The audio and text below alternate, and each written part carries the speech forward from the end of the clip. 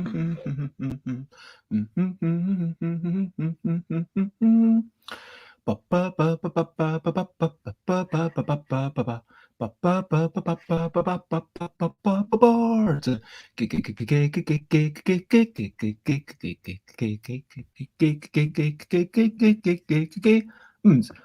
games, board games, it's what I'm talking about. Board games, I'm not gonna shout. Today we will maybe play through all of the things that you had a way to create during the last week. That is mighty. We're not weak. We are trying now to seek some meaning in life, and so we flee and play board games. Board games, it's what I'm talking about. Board games, board games. I'm not gonna shout. Today, what's we actually playing today? We will today. It will be me play. Maybe running nautical pie delivery. Then maybe we'll play nautical battle, chocolate battleship, where we're miming and creating stories with our lip. I spy with my little eye. I've read that before, and I'm not. And we will try to not get into a war. Gombricious, where we try to define words that may come from your lips or mine. Board games, it's what we're going to play. Board games to enjoy our day. Then we've got Creatosaurus, where you make a dinosaur. And this is mine from a previous game. Here's one that I drew before. Plot to plunder. It's played with cards, and I don't have any upstairs, but it's not hard to run downstairs and get some upper crust. We need some rules. Oh no, we've got some there. And we'll try to play it and not look like fools. Show and write it from Javier, and it's about throwing shapes with your fingers. Board games, it's what we're going to play. Board games to enjoy our day. Dinosaurs love spicy pies, that's the name you know. And it's not about lies, but that's a strange thing to show anywhere at all. That's a really good name. And thank you for, I think it was Nicholas who named this game Highest Bidder. It's invented by Alan, and Alan comes and you'd think that's how to be better at this rhyming malarkey by now, wouldn't you, Alan? And Silent Submarine. This is a game, you know what I mean. And Javier and Diana are the designers' names. Houseboat Moguls, that's the last one. And hopefully with all of these, we'll have fun. And we might not play all of them today, but still, board games are something we will play. Board games, it's what we're going to play. Board games to enjoy your day. Hello and good morning, and hello everyone. Hello Xate, hello Rob. Thank you for, I don't know what I'm doing. I think you're pretending like there's a degree of professionalism and stuff that there isn't really. Hello, Alex, it is lovely to see you. And of course, this is Bezzy Beats and Board Game Blether, episode 288. And yeah, what is coming up today? In case you don't know, and I really should change the banner for that maybe today after this show. There's been a game jam Saturday, so now this is the official end of the game jam. If you've still not finished your game, you've still got time. just try to finish it as soon as possible. I mean, it's technically late, but let's not, let's not be too strict. I mean, it's all about having fun. It's all about facilitating good times. It's all about just, we've got a structure, and if that structure shifts slightly, that's the way that life goes. And if you feel like, hey, I might be able to get my game ready by Sunday or even Monday, that's totally fair. Just do it, and we can play it on the game jam. But yeah, hopefully people won't drag it out too much, because it'd be nice to. But yes, that is what is coming up today. Trying to play everything. Oh, Stream Elements tells me to stretch. Where's Bez? Is Bez to this side? Is Bez to that side? Who knows? Anyway, so recent highlights, living life and seeing the sights. Recent highlights, playing games and other delights. Recent highlights. Yesterday, I played a couple of rounds of Gin Rummy, some version of Rummy. I've not actually seen a version of the rules written down for exactly how we play it in this family, but as usual, it was nice to spend time with the family. It's not my favorite game, but yeah, good times. We had a delicious dinner last night. I've been really excited by seeing everything. Yeah, just seeing everything coming up. And yeah, chatting to Nicholas on the stream yesterday, that was good fun. I did get out for my morning walk this morning. I had a quick run, and even though it's snowing, although I will say that there's a couple of bits where I walked, because, okay, that's icy, I'm going to walk, and there's a lot of upward motion, but I still managed to make it up the wee hill, and before I had to start walking because I was too far out of breath. But yeah, that's pretty much it. What have you been up to? What have been your recent highlights? What have you enjoyed? And hello, Timmy. It is lovely. And hello, Mike. Let's play hide and seek. Where's Bez? Let's play hide and seek again. Where's Bez? Where's Bez? Oh, you can see Bez's shoulder. Yeah, that's not very good hiding. And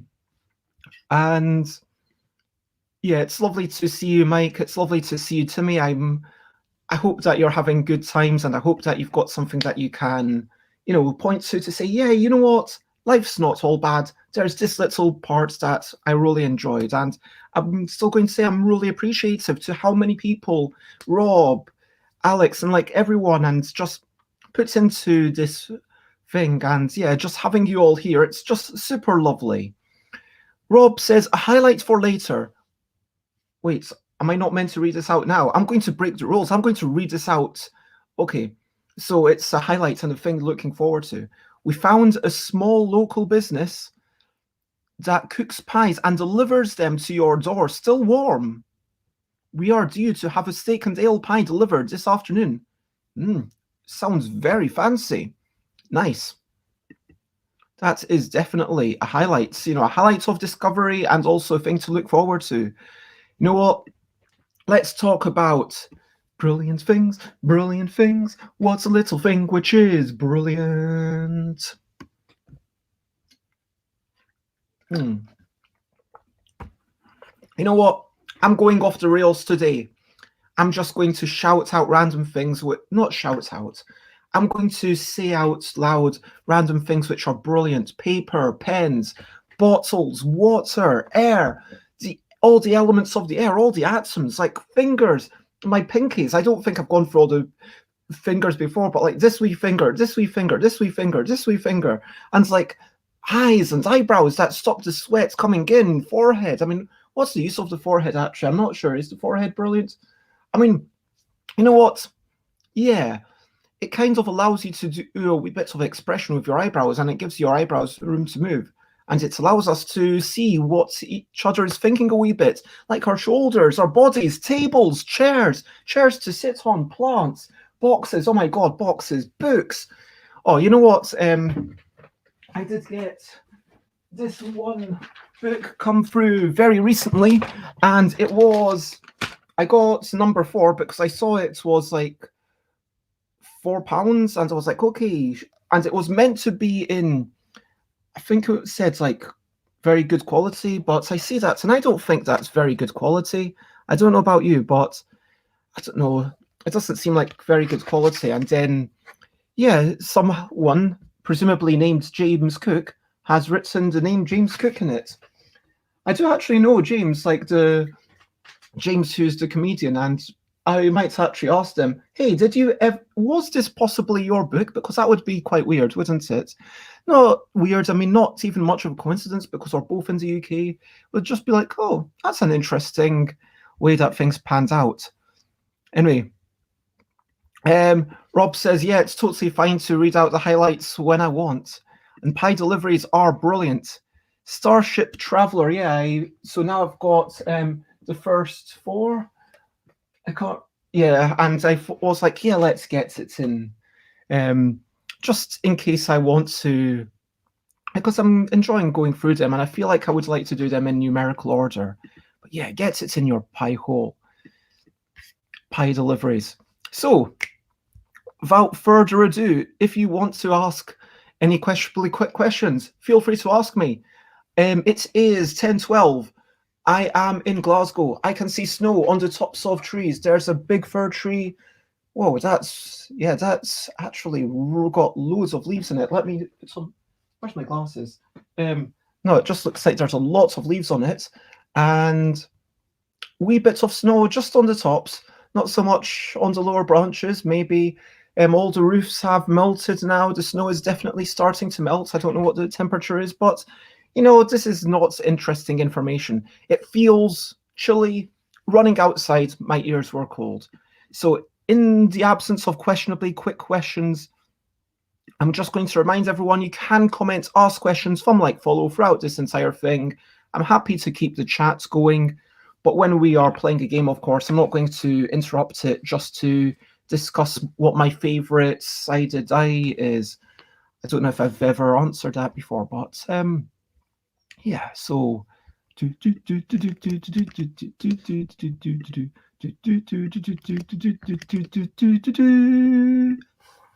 okay. What is the smell of my third favorite sound? Okay, you know what? I'm going to allow these 2 questions. One from Rob, one from... Okay, smell of my third favorite sound. I'm going to not ponder this too long, but I'm going to say... Okay, what is my third favorite sound? My third favorite sound... My first favorite sound might be... crash of the waves, or a tinkling of a bell, or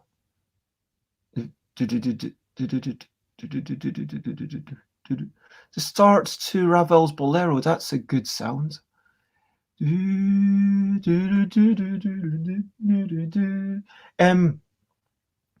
know what?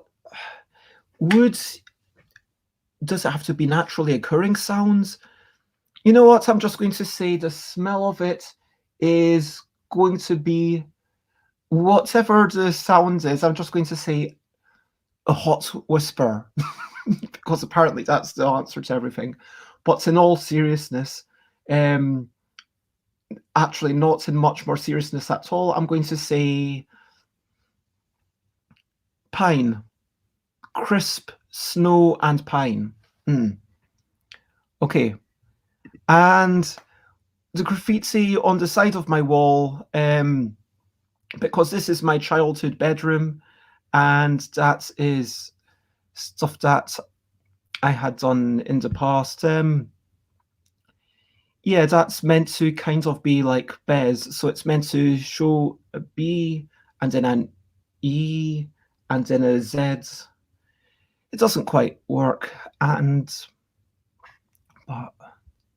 hot whispers could smell very gross depending on the person's oral hygiene. But yeah, those... So feel free to comment, ask questions, all that stuff as we go forward. And yeah, we will play through everything that's in the Discord that I am able to.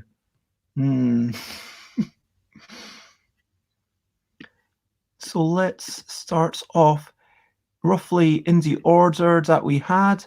Okay, so I'm going to go through things in the order listed in the Discord, as long as the people are in chat. So we will start with nautical pie delivery, and I've got a if you want to see or use the main map board. Okay, I'm just this is all, sorry, I've not pressed the screentop.gg link before. So we are going through all these games, if you're part of the Discord, in the order listed there. So we're starting off with Rob's game, and let me actually do a wee link. Nautical Pie Delivery Company Limited by Rob Harper and Rory Muldoon. Okay, so that's what we are now playing.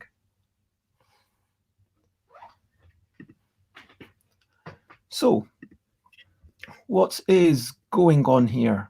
Let me read out the rules so that people, just in case people don't know the rules and maybe they want to check out everything, and you should be able to play along. So all of these games that we're playing today, just to clarify, were created so that people from chat can play along.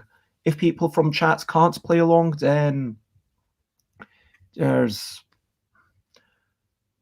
and so let's see. Nautical Pie Delivery, a votes and rights game by Rory Muldoon and Rob Harper. I'm excited to play this. Apple, beef, creamy leek and cheese, and durian pie are the special pies.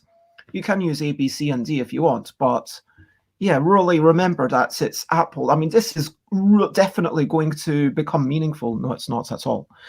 Choose one to start with and write it in Pies Baked, which is, yeah, this little sheet here where you can write in A or B or whatever. And it's helpfully, just a thing that I can write in. You can use the initials. Note that cold pies can be any flavor. So we're going to be going through some places and we will be going to some islands that just want cold pies. And when they want cold pies, it doesn't matter what flavor it is. It doesn't matter whether it's pie A, B, C, or D. And a quick bye-bye to Mike. And yep, it's lovely to see you. And we will definitely do that. Let me actually get this into a proper banner.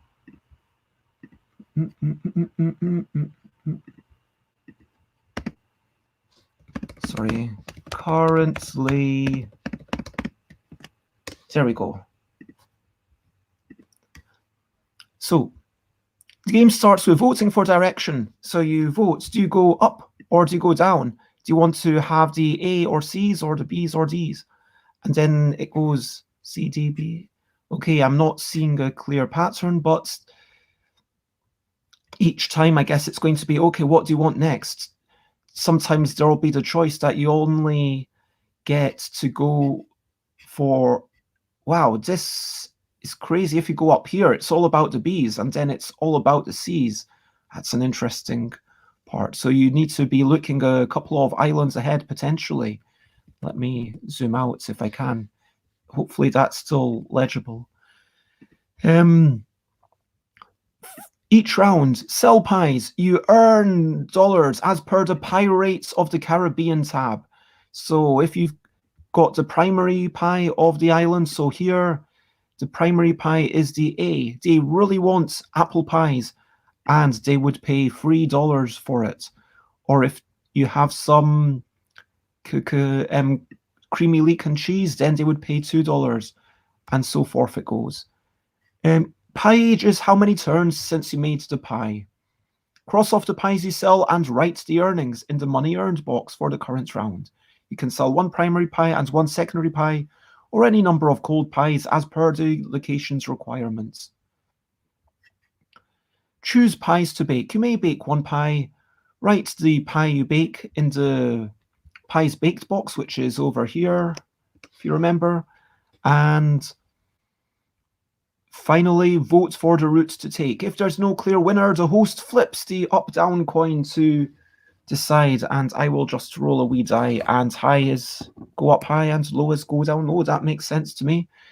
If the result goes against your vote, add a tick in the special abilities bot tab. By the way, you have an extra a wee.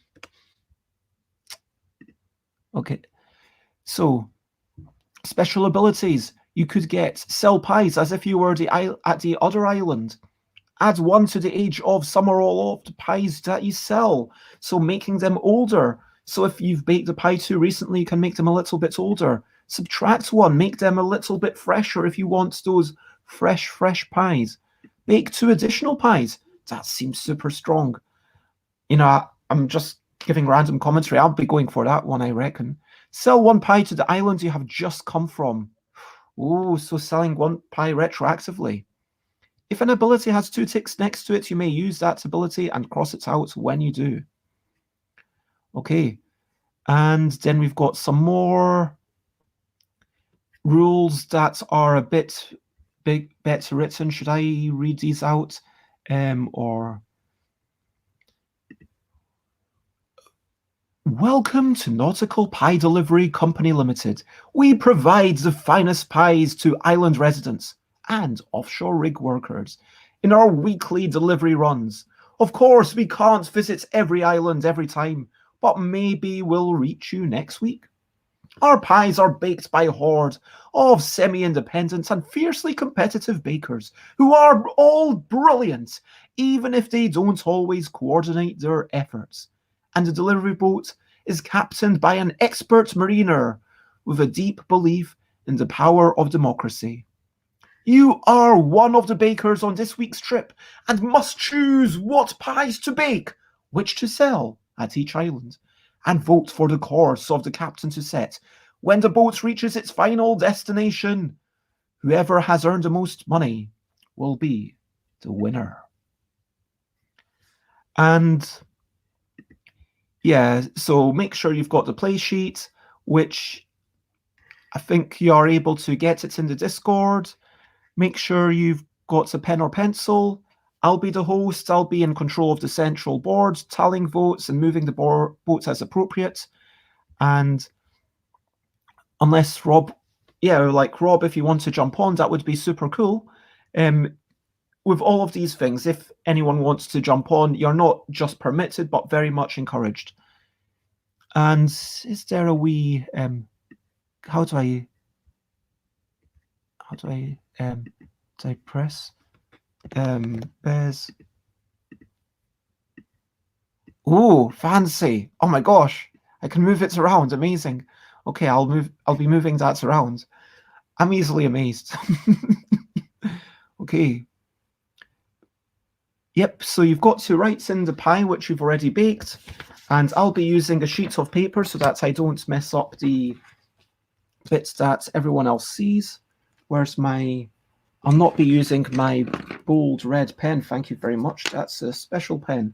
I'll be using my dark green pencil. That seems reasonable, even though it's not my color. Okay, so just remember, apple, beef, creamy leek and cheese. Wait, creamy cheese and leek, sorry. Durian. I should know this. And then to start the game at the end of turn 0, you just vote. So remember, you start off selling a pie. If there's 2 letters, the big one's the primary, the other one's the secondary. Some locations want cold pies. It says some locations, but it's basically this, this, and this. So 3 locations. And there's a little infinity symbol to remind you that you can sell any number. And here you can sell any number of these at these 4 spaces, which makes it kind of interesting. And so there's 5 possible places to finish the game. Anyway, you can sell as many pies as you like, and you can also sell any number of cold pies. Cross out the pies you sell. The money you gain will be seen in the Pirates of the Caribbean table. Yeah, that's where it's at. Pirates of the Caribbean. Anyway, which pie to bake, and then you choose which pie to bake, which direction to travel. Everyone will vote up or down, and if you join me on stream, then you can just do the thumbs. But if you are in chat, then you'll actually have to type in up or down and press enter.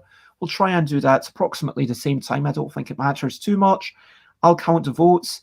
If it's if it's a tie? Oh yeah, if it's a tie, then you flip a coin to decide.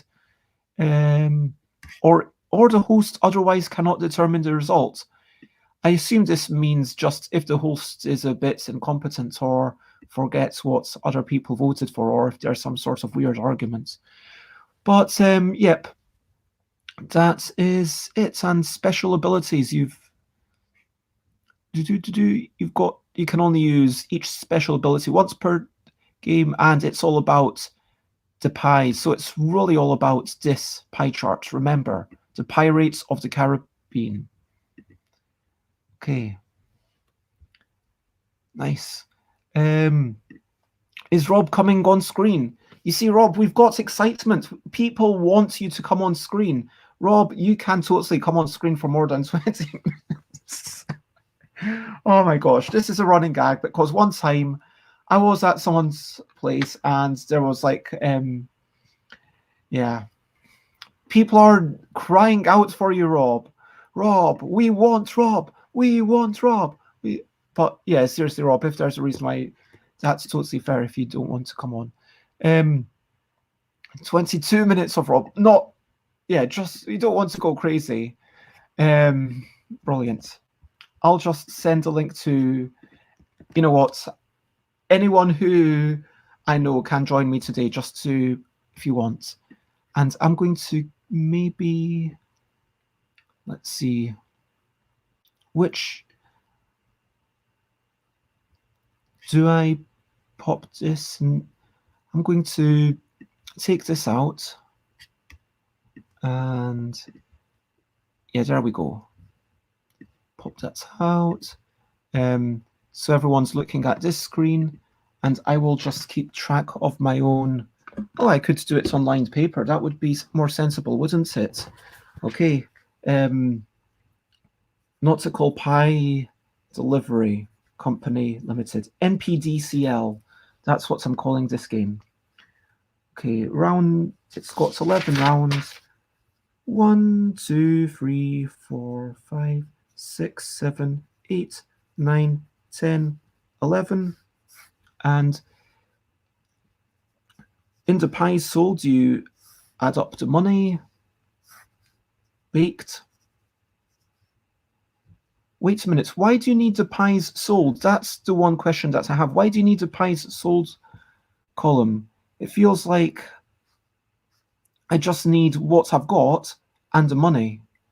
It feels like I only need the money and what I've got, but like the money earned for that turn. Hey, Rob is on. Brilliant. Hello, Rob. Hello. How are you? So you don't actually need the pies sold thing, but I left it in there because it's kind of nice so you can see what you sold on a particular turn. But it's not really necessary.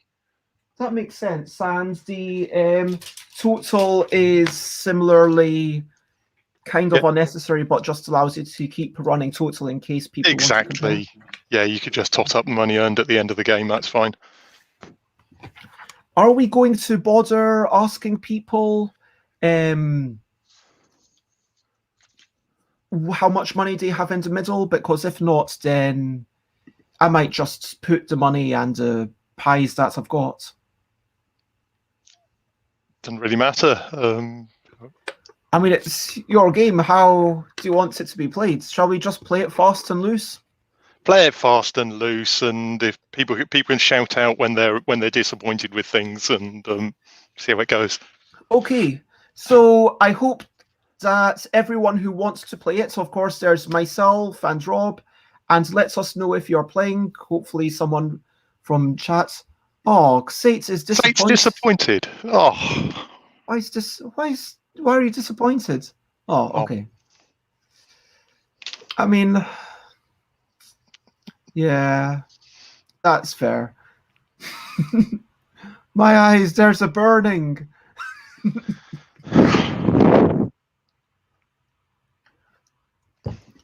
I mean, it's quite minimal kind of interaction, so you might be able to play along even if you. It's multiplayer solitaire, apart from the fact that you vote on which way you go. That's.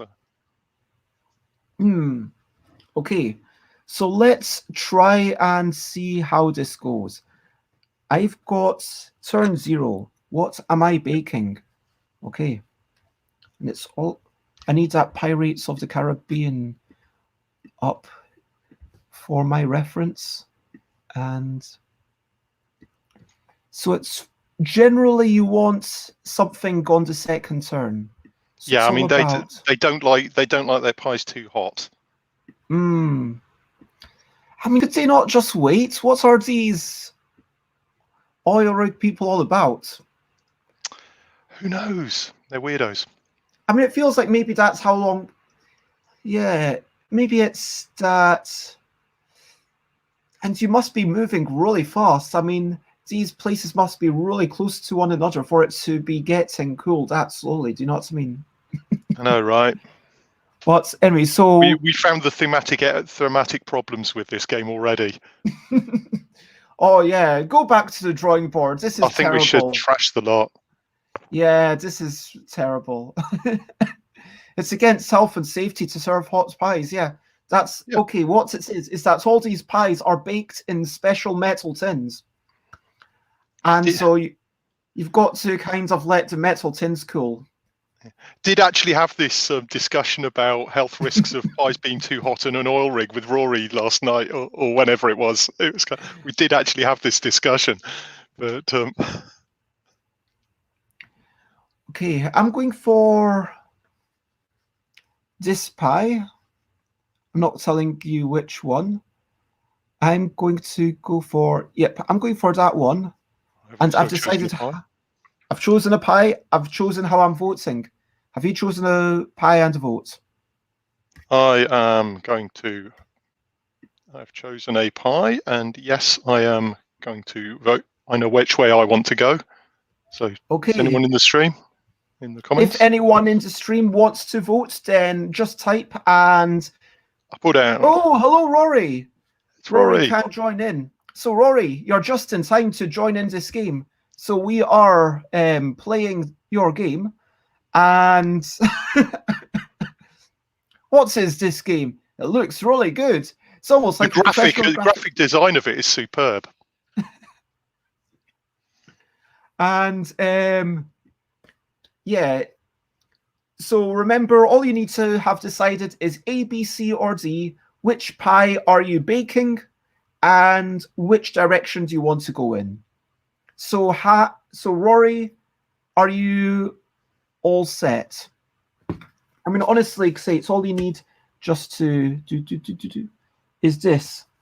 Money, I'll delete that. So it's money and baked. All you need is a column for baked and a column for money. The other ones are superfluous. Yep. And hello, Matthew. It's lovely to see you. Hey. Yeah, Matthew, let me get us the same size. We are playing this game. I don't know if you have... Yeah, that's totally fair, understandable.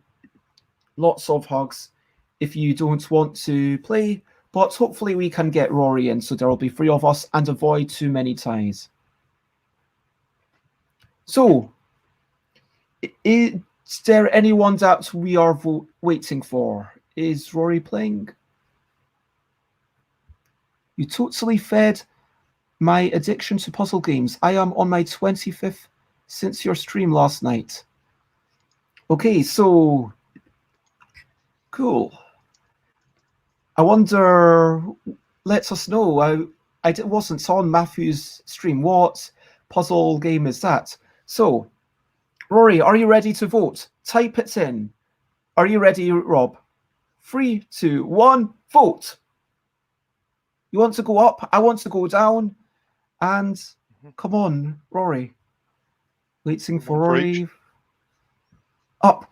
Oh, damn you! Damn you, You, bampots! but you get a tick there, Bez. Is anyone else going? Just three of us. That, yeah, I am disappointed. I had it all planned out perfectly. If I So, move the thing, so I got to there. Boom. yeah, you can move the thing. I'll do the moving. Thank See, you. and look, you can, just in case, you can do this. You can go, woo. Oh, that does actually look quite fancy. It's a magic coin, you see? I like the spinning and everything. Does Yeah. Screentop just do that itself with the spinning and the? Yeah, it's a dice component, so you can just put whatever you want on the sides, and it does that little spin thing when it randomizes. So, okay. Okay, I've chosen something to possibly do, and I have. So we voted. I'm not selling anything, and I'm going to bake a pie. Yeah, I'm not selling Okay. anything. I'm baking a pie as well. So. Okay.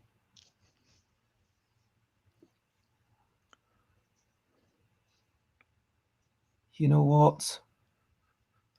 Huh. It is interesting to note that. No, I shouldn't say too much because then you'll vote against my desires. Yeah, but then if you get your second tick, then you get power up potentially. 1, 2, 3, 4. Oh yeah, there is 11 turns. So There okay. can be between 9 and 11 turns. It's not always 11. It depends on the route Okay, you thanks take. for letting me know. Some are slightly shorter routes. Okay, I've written down what I'm going for. Okay. Now, have other people decided? And apparently, Matt and Xate were playing star battles, essentially Sudoku with stars. So, if you've baked your pie, if you've sold your pie, and I sold nothing this turn, okay, Rory's ready. Vote how you want to go. Just type it now in chat. And Rob, you and I can wait a wee bit because they've got a thing. We've got the delay. 3, 2, 1, we will vote. Up. Okay. See, Rory and I are doing groupthink here. So it's... And it goes up to that. Interesting.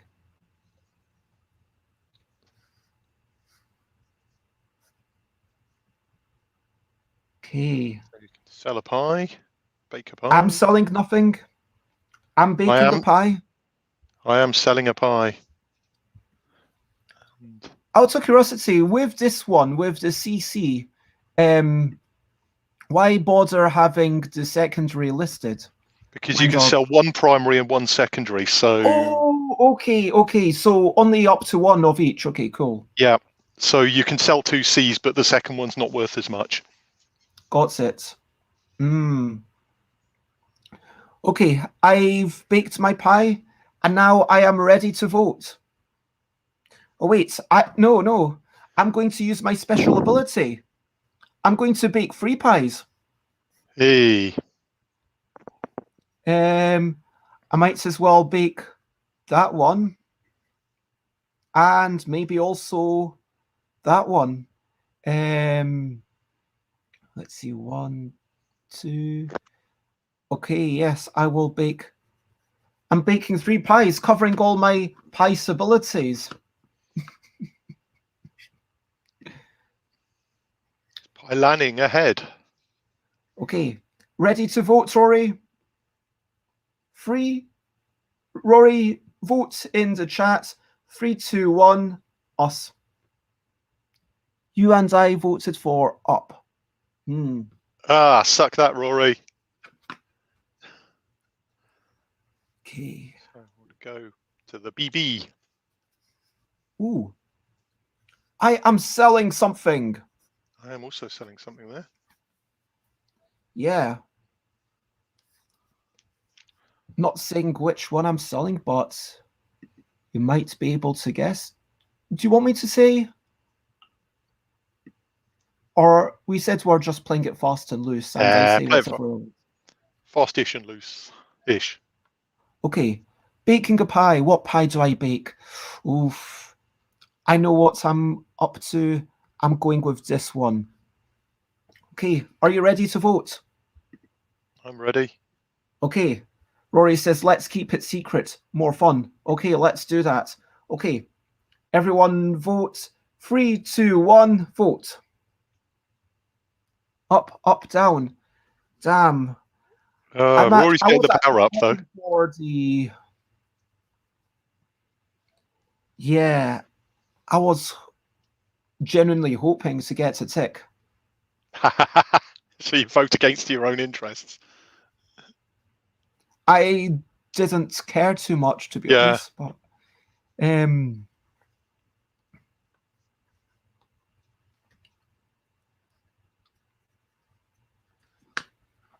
right. I've sold something. I've still working out what to bake. Okay, I have baked something. And yeah.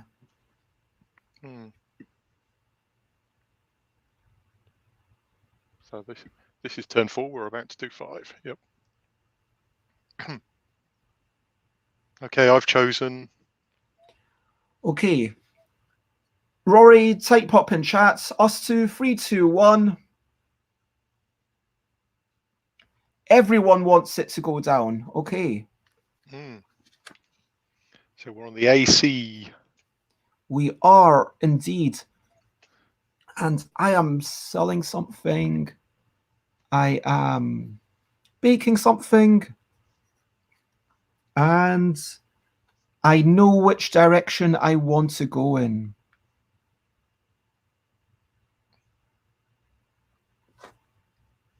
Okay, I am also chosen everything.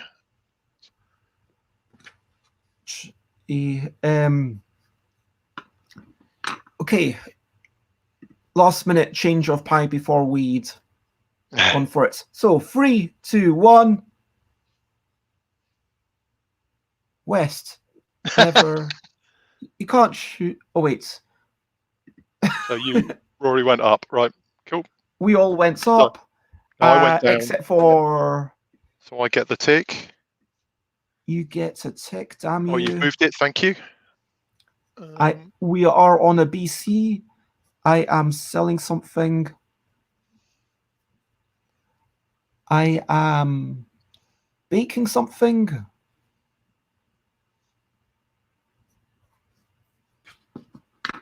And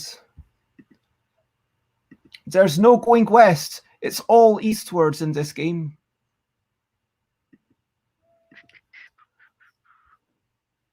So, are you ready, Rob? I am ready. Okay, Rory, vote. Us two, 1, 2, 3, vote. Okay, we're definitely going down, no matter what Rory says.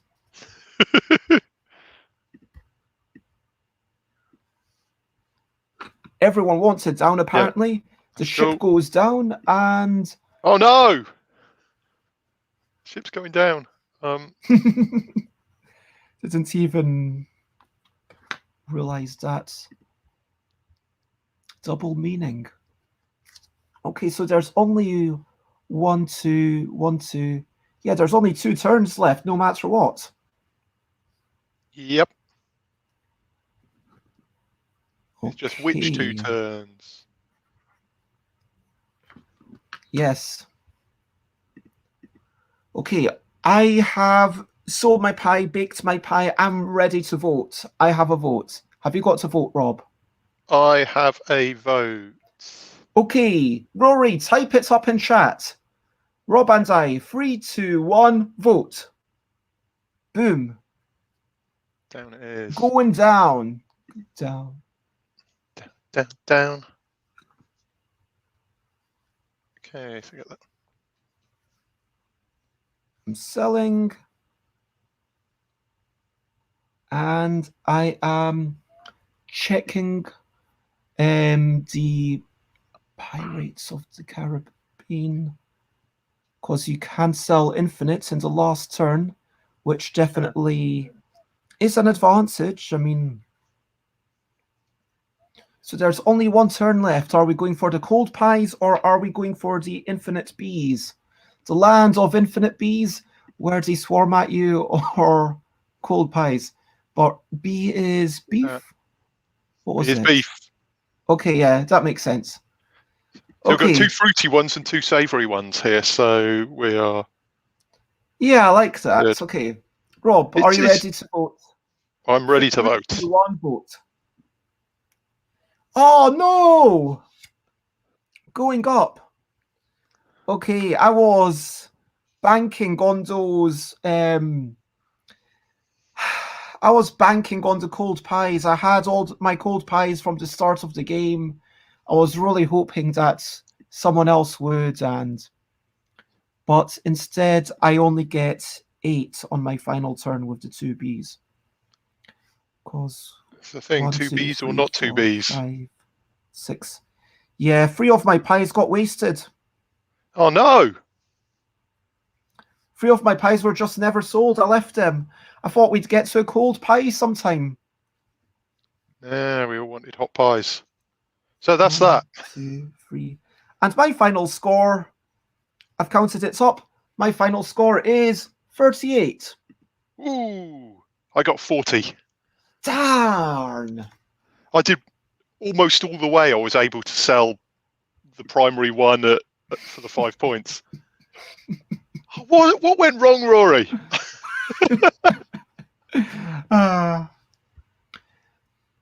So wow, that was. I managed to just to show you how I did. I managed to starting from turn 3, where admittedly I did turn 4. I did have a lot of help because I had my 2 extra pies. But starting from turn 3, I was able to sell a prime pie every single turn. I never chose to sell a secondary pie because I was being too greedy. I was thinking, hey, I want to get the maximum pie returns. And yeah, I'm just thinking if I'd sold maybe one of my secondary pies, maybe I would have at least come joint first. But I was being too greedy. So did you feel it was your choice that led you astray there? At the start of the game, I was feeling like, hey, I'm doing quite well. And I felt like, okay, there's a clear best strategy, which is, okay, have the old cold pies. There's no points in selling something unless you can get 5 for it, or there's fewer than 6 turns left. And that was kind of the strategy that I was going for, which is not the best strategy because you actually won. But I was banking on actually getting to the cold pies at some point, which is interesting because if there's a bunch of people that don't go for the cold pie strategy, then definitely it's yeah. And I do really like this. It feels like a roll and write that will work really nicely for a big group of, I don't know, 10, 12, however many. This seems like a really solid thing. I think that for sure 3, it doesn't feel like it could possibly work with 2. That would just be almost pointless. And it would come down to the random roll of the thing. But well, it's if you play it with 2, then you basically both choose, and you either agree or you don't. If you don't agree, you flip the coin, and one of you gets your choice, and one of you gets a tick. So it kind of works, but I think it's more about trying to judge where everyone's going to be voting. So I think that, and it might be better sitting around a table so that you can glare at each other and things. But oh yeah, I mean, let's be honest, Rob. I don't care what game you're playing, even if it's something that's perfectly playable on Board Game Arena or whatever. I think that it's always going to be better sitting around a table. That's just my personal viewpoint. Yeah, I mean, always liked Take It Easy, which is a classic multiplayer solitaire, literally, and that's great playing in a big group of, you can play it with 20 people, and having people swearing when someone pulls the wrong thing out or stuff like that is half the fun of it. So. A quick hello to Nicholas. I don't think I said hello when he popped in. Sorry about that. Hi, Nicholas. Good to see you. And yeah, I really enjoyed this game. I mean, I honestly want to play it again, I mean, that's a good sign. And I definitely like to. And it feels like, yeah, for sure, I'm not going to play game. I'm not going to make a point of that, certainly. But, if we've got time, like after we've played everything else, maybe tomorrow or Monday, we can have a go if there's 3 of us in the chat able to play it. Oh, But thank you. That's very it kind. feels like, or on Tuesday, it feels like definitely something where the more people you have, the more kind of communal voting, and there will be a little bit of politics. I do feel like the secondary pie could be, certainly, since you can only sell one of each, I feel like the secondary pie may be a wee bit more. Like if it was, I don't know. Oh, there's a lot of balance issues with the numbers to think about, and the layout of the islands and all sorts of stuff. And we've got a bunch of ideas of how we could improve it, and getting some more testing is a big part of that. But I think we wanted to just keep it fairly simple for this thing, because neither of us had a lot of time to spend on it. So we wanted to make it at least work, and so it seems to have. So. Yeah, it was really good. I mean, I put in my initial thoughts on the secondary pie just based on the primary, just because if you're not selling it for peak cost, you're already losing out by quite a bit. So if you're only getting 2 for the primary, I don't think you need to give less than 2 for the secondary. That's my personal viewpoint. But maybe you just reduce it if it's 5 or 4. Yeah, that makes sense. And then with the cold pies, 1, 2, 3, I guess the first time you get to the cold pies, it's going to be 3 away at most. It's not going to be very good, but if you had a special power, you might be able to cool everything down a bit more. But yeah, that first one's difficult to make use of. I mean, I would say, yeah, you don't thematically what it says actually makes perfect sense. Yeah. I mean, you want it if we're in this strange world in which pies take a long time to cool down, but I typed in a number 5. I was thinking like, and then maybe, I don't know, maybe that's a terrible. That's naturally, I would just be like, okay, do it, keep it at 5 when it goes to 6+. But yeah, just random thoughts. I mean, of course, there's a lot that you could tweak. You could tweak the special abilities. Baking 2 additional pies is amazing. Selling 1 pie, then there's the ones which give you flexibility. Are they as strong? Maybe it should be like subtract 1 or 2 to balance them. But honestly, this is really solid start.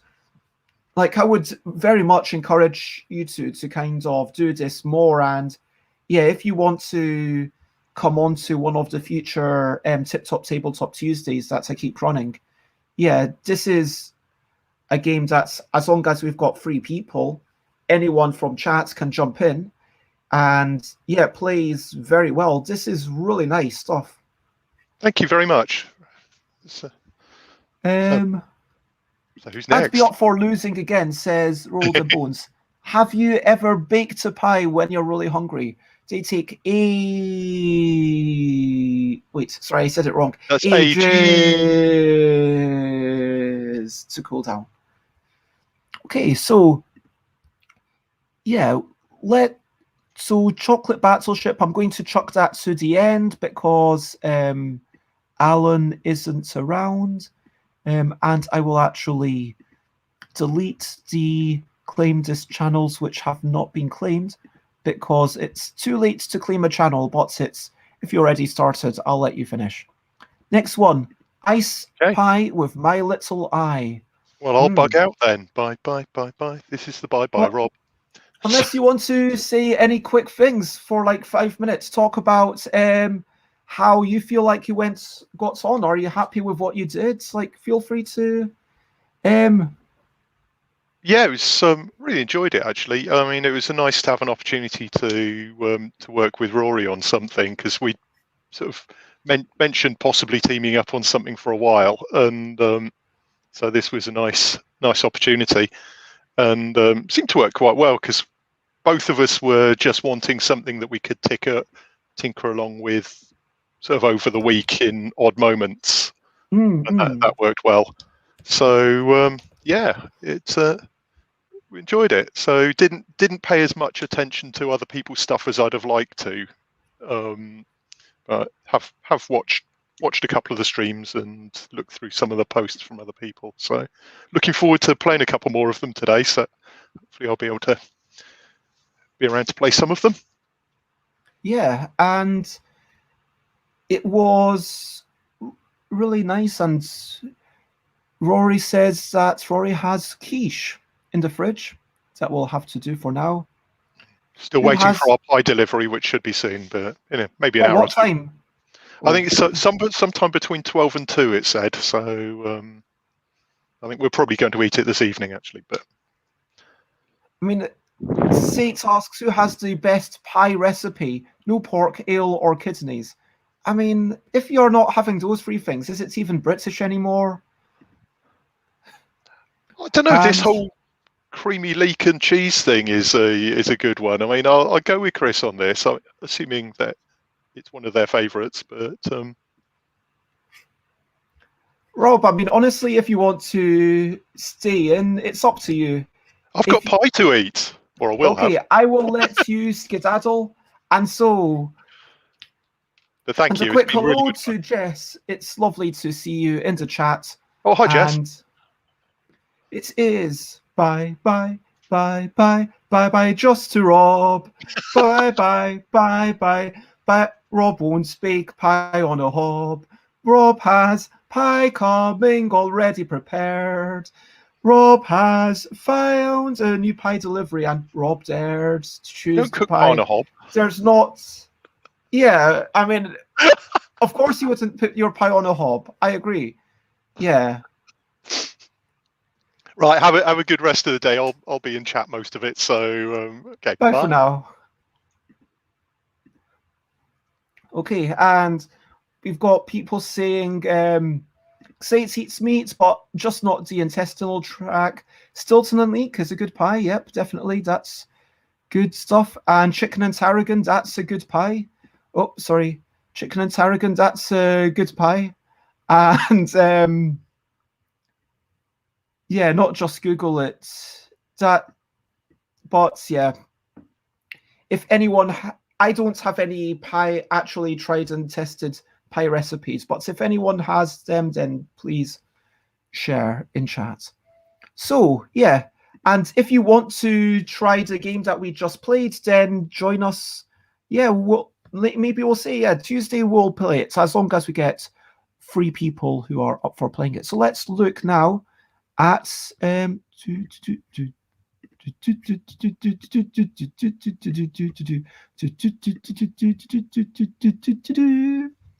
okay, so we've got this wee sheet, which is all about Ice Pie with My Little Eye, done by Nicholas Straccia and Alex Cannon. I was about to say Aquasulis for once, and then I was corrected by the bits on the top. The rules doc has also been updated. Okay, let me check the rule sheet.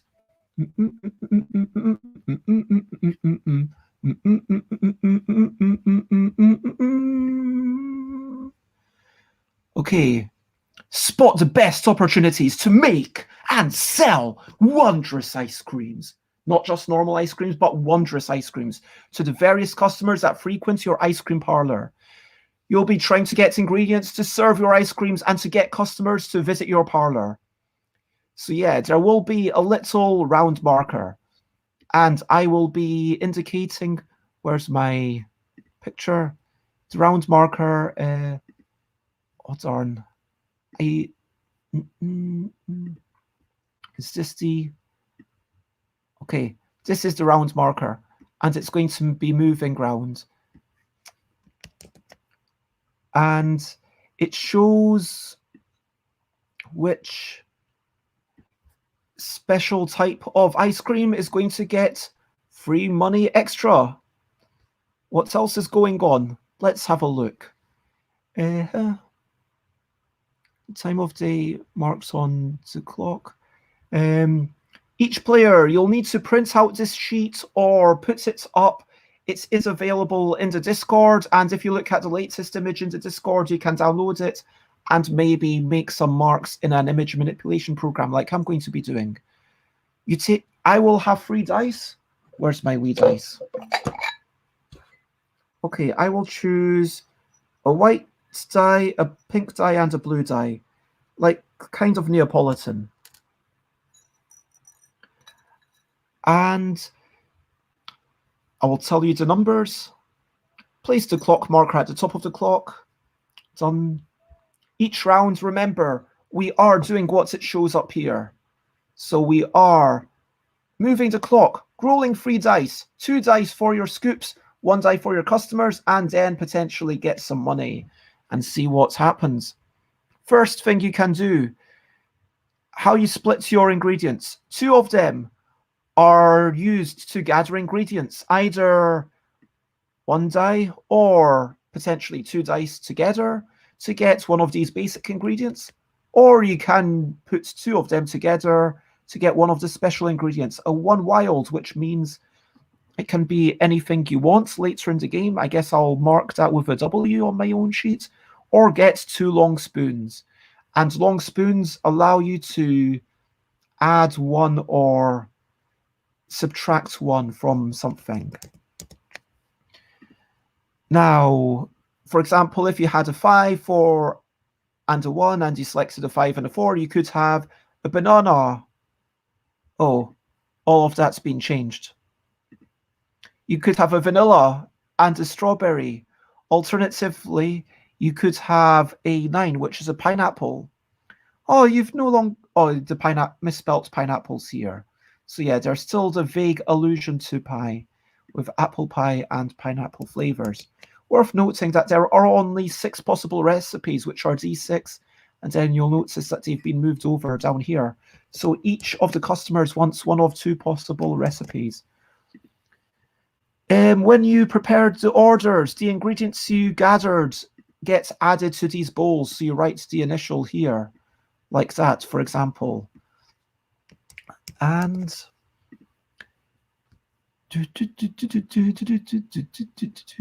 eventually you have to create one of these orders. They have to be fulfilled exactly without any extra scoops or ingredients. If you put in an extra scoop, then you are scuppering yourself. So don't do that. Using long spoons. Long spoons can adjust values by +1 or -1, or you can spend 2 long spoons to adjust to 1 to a 6. I still don't know if you can do multiple spoons to adjust it by plus or minus multiple. Can you do that? Can you spend multiple spoons on one thing? Let me know in the chat, please. Yep. We remember you start off with these 3 long spoons. This is your long spoon marker here. Each time you gain a spoon, draw a little circle on your sheet. And when you've used it, you can just give it a little cross off. So remember what you've drawn. You can have up to 3 customers. So the 3 customers, you mark them, use 1 of the dice, and then you're going to mark them, and then you'll be, if you've got, you can have a, when you get to a new customer, what happens if you have a 4th customer? I guess I never actually asked that yesterday. What does happen if you have a 4th customer? Does it mean that you just don't get it, or does it mean that you can get rid of one of the old customers and just give up on them? I guess maybe we could make it permissive that you can get rid of one of the old customers because you're kind of losing out anyway at that point. Any value can be used to serve a quick scoop customer. A quick scoop customer just wants something and they have no opinion of what they want, but they're not willing to pay you very much. This is an interest. So it's kind of like, yeah, just 2 random scoops. Hey, you want 2 random? Yeah, I'm not going to do the racist Italian thing. Why am I doing a Sorry about that. Serving ice creams. After gathering ice ingredients from the freezer. Yeah, serve the ice creams, pick a order, you cross it off. It's got to match one of these recipes exactly. So if, for example, if I had B and V and CR and CH and yep, then I could cross it off. That's a chocolate sundae and get 17 money for it, because the Clark's an interesting case where it's only 5 money, but if you get the same recipe, the same recipe might give you extra money. You know, it's the apple pie here is 5, here it's 6, here the bubblegum's 6 or 8, and you see it increases in money. Just so, yeah, that is that. Hope this is making sense to everyone and I'm not teaching it terribly. Again, Alex or Nicholas, if you want to jump in, please, I very much encourage you to, so that you can teach your own game. Remove a customer cube from the space, write the dollar amount in the bowl. So you would write it here, 17, and be like, yeah, I've gotten 17. And as soon as someone manages to sell all 10 of their bowls, then that is the end of the game. Oh yeah, and remember, if the round marker was there, it would actually be 20, because we would be getting free extra for having something that matches that. That's, yeah, quick reminder that you can't, any extra ingredients will make a bowl unsellable. So do not do that. You cannot do that. If you do that, then you will be truly scuppered. And it seems like, as a designer, I feel like maybe there should be a get out of jail clause, but hey ho, end of game. The game ends immediately as soon as one person's served 10 customers. Oh, the first person to serve 10 gets a bonus 5, and the person with the most money at the end of the game wins. So you might want to go for single scoops and rush towards the end of the game. That would be an interesting. How do you get to wild customers again? Customers. Oh, if the leftover die matches the number of a customer type already occupied, you may only take a quick scoop order with it. Okay. So, and any value can be used to serve a quick scoop order. Okay, and so if you've got a 2 as your final number and you've already got to monk and you've already got to quick scoop, then presumably you just cannot use that. But yeah, let me know in the chat. I'm going to now start up the chat.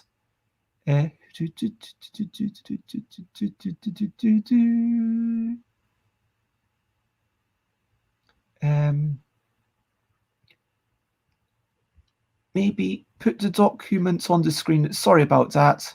The rules document. Yeah, that would have been ideal, wouldn't it?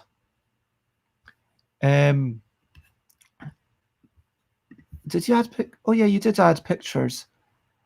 I'm sorry. If people want to check out the rules document, I will just link to it in the chat. So, and I will try to change my banner. Currently, Ice Pie by Alex Cannon and Nicholas Stratia. Sorry. Anyway, so that is what we're currently playing, and that is the link. Hello, Nicholas.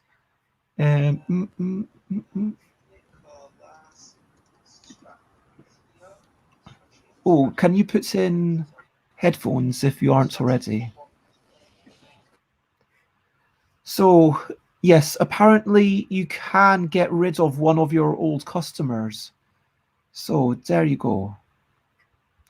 And yeah, I know what States is saying. That is a very different. You can't take a. You can't wait. You can't take a fourth. Because I thought I'll let Nicholas decide. Oh, I'm sorry, Bernie meme. I'm asking you once again to show the rules document on screen. Sorry about that. Uh, uh, um, so you use one So die I'm to. here now. I have my earbuds and everything. Yes, this is exactly correct, Rob. So one die to pick your customer, two dice to choose your things. So you could add a 1 and a 5 together to get the cream, or you could have a 1 for an orange, a 5 for a strawberry, or if you allocate, you could obviously these 6 can only be gotten with the 2 dice. These ones over here. If we got the document very, very quickly on screen, there's a couple of images of what it will look like. Just takes me a few seconds to. Excellent. Okay, there we go. So that's the end of the document. We have an example for scoring, but yeah, that's setup. Have your pen or pencil, and later on in the document we have the round and where we get the ingredient from the freezer. What it means to what it means that an order is complete, what it looks like, how to use the long spoons, and yeah, we added in the text that you can use as many as you have currently, the spoons, and what an order looks like. The customer has the value. Yeah, it does. An order. Sorry. Yeah. The customer has the value, an order. The order has a recipe, and there's the money that they will pay for that. And the same for the favorite orders. And then an example for placing the marker on the customer. Oops. Yeah. And there's some kind of gap there. This is about serving the ice creams. Just a formatting issue. But then, well, when serving to the clerk, you would earn this $5. But if at the same time the Apple bonus was active, you get this +3. That's 8 for the same pie for the same customers. It's just this bonus, and at the end, and that's inflation.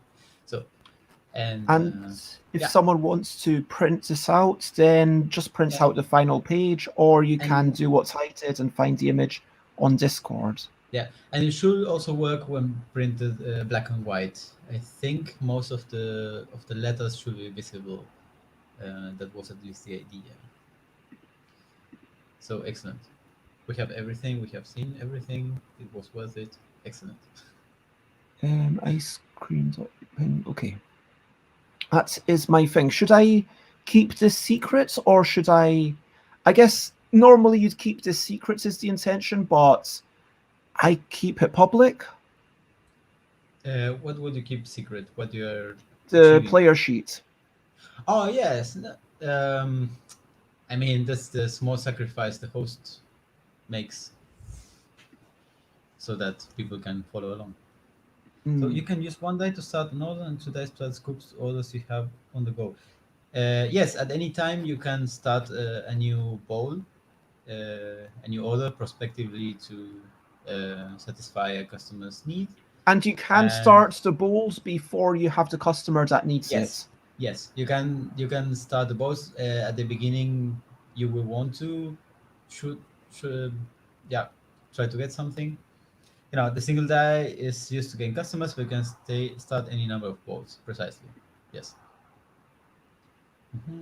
Okay. Yep. And if you make a mistake, yes, you can sell it to a quick scoop sell it as a quick scoop order. The thing is that it also counts as a used bowl. So it's not like I earn one ingredient and I sell the single scoop for $2 and I didn't use a bowl. No, you have to put it at the beginning of the round, put it in the in the bowl, and if you want to immediately sell it as a quick scoop, you do so, but it counts towards the 10 bowls that you fill. And so even the Alex quick scoop says, orders, yeah. with the quick scoop, I guess even if you've got, Alex says that you can use that if you've made a mistake. So I guess yes. even if if you had more than 2 things, okay, you've really made a mistake. But presumably, if someone had, puts in 3 scoops and it was like, oh my god, I made this mistake, he would say, okay, at least you can sell it for. Yes, and it's if you make a mistake, it's one of the cases. Other of the cases is that you see that you are not getting the customer maybe in time before someone else finishes. So you may decide to, just you were going for something specifically, but you don't have the customer. You sell it as a quick scoop so that you at least get this $3. And yeah. So after each person has completed for the stream, when anyone completes a bowl and serves the order, they should say accept an order, so that people in chat can see that it's going along. Yeah. So let us know when you've served an an order. Should people say the cost of the order, if you know what I mean? Or should we keep that secret? Completed orders should be announced, I think. Yes. So yeah, fully publicly you say, okay, I sold apple pie to the clerk for 5, or maybe you say, hey, I managed to sell choco sundae to the clerk. In and as you much can detail as people enjoy giving. If you, and so I know you can't get a 4th thing, but if you've already got 3 people, I know Alex said you can't have a 4th customer, but does that mean that can you throw away a customer? Is that no? At the moment, it works so that you may. For example, it was just addressed. Sorry, I missed that in the chat. What happens if you add and you can't, and so you skip that? You can start. Yeah, you skip getting a new customer. The extra die is just skipped. Because it's optional. And okay, so what we're saying is that this is a very small shop. There's only space for 3 humans inside this shop, maybe because of social distancing or whatever. Yes, there's no space for more than 3 people inside this shop. Yep. And no waiting on the streets. You can't do that. The quick scoop customers can come by just as a curbside pickup. But any customer can keep coming back, right? If you've already served a clerk and it goes away, you can serve another. It's a big city. There's a lot of clerks, a lot of monks. Yeah, okay. An abundance of musicians. Yeah, good city. Yeah. Good for meditation. I will just roll the die because I can't share this and the dice rolling app at the same time. Yeah. Unfortunately, so I'm just going to announce verbally what it says, and it says 6 free and free. Oh, that's a good shout. 6 free. Okay, so how are you going to do the 6 free? I'll talk out my first option, and so I could prepare the sheet for myself. Apple cook, or I could go creamy cook, or I could go creamy apple biker. I'm going to go. You have the possibility to start with a cream and an apple, and in this case this roll doesn't give you any complete recipes directly. That can also just happen. But yes, you can start 2 different bowls and put oh yeah, of course. I'm on top of it, so I was just kind of pondering my options. Yeah. I was just confirming that was with my terrible writing because of the trackpad. Yeah. Creamy apple. And then are you going to get biker or quick scoop? Excellent. So you have already one apple, maybe for the pineapple for your biker, or maybe for the next customer. And then Alex is telling me only special ingredients can be gathered with the sum of the. Oh, so you are not allowed to combine them to get. Yeah. I missed that. If you say that. Yes. For example, you couldn't have gotten 2 creams. You had a 6, 3, and 3, but those weren't 2 possible basic ingredients, basic flavors. Okay. Combinations are for spoons and for the special ingredients. Okay, sad times. So, that's fair. It was good. Apple and cream. Yeah. So, are you done? And Good. I guess we only need 2 people. So, I think Rob was playing, and first thing to do before rolling, as in the graphic, is move the current bonus 1 forward. Yep. And it is 2, 3, and 5. You're just going to have to believe me if you want to see the dice. I can try picking them up, but they're tiny. Oh, they really are. Excellent. Let me. That's brilliant. Those were the dice. I have only 1 set in that size, so they're all the same color. But that's really cute. It's great. Okay, so the sheet is gone from the screen. 2, 3, 5. Okay, so maybe we could put the sheet back up. I don't know if sure. It helps follow. Excellent. So I'm thinking personally, I might go with.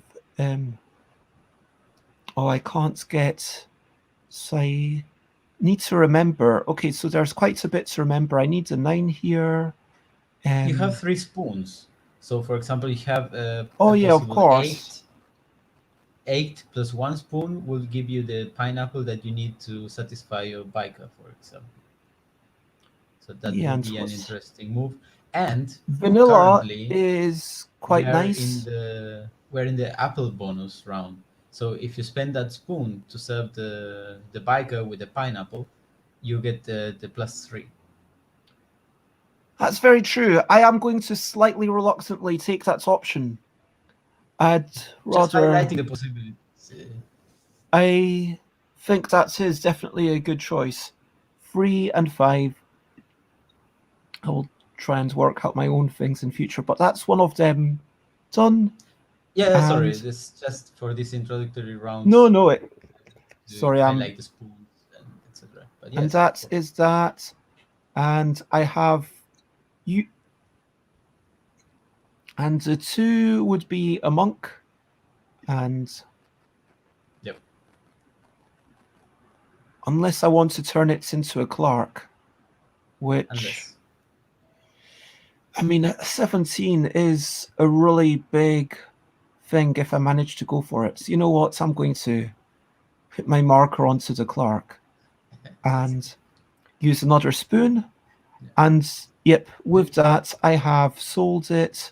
I'm not going to write the order name because my handwriting is so bad with a trackpad, but it is 11 points because that is the 8. Plus the bonus 4 here. So nice. Next round, and I will roll the dice and let everyone ponder while I turn around. 4, 5, 6. Move the bonus to blueberry. Just a quick turn around. And stretching time. Just one side. Every now and then I look around and I see what's in my room. Turn around and I'm gonna sit back down. Okay. Right. 4, 5, 6, No, there's definitely a lot to ponder. So you keep. Do you want to talk about how you made this or something while I ponder my options? Because I'm thinking, okay, chocolate sundae. V. I definitely want the V for vanilla. Okay, so that's my 4. That's the sequel, V for vanilla. Yeah. 5, 6. Yeah, CH. you said about how we made it. Yeah.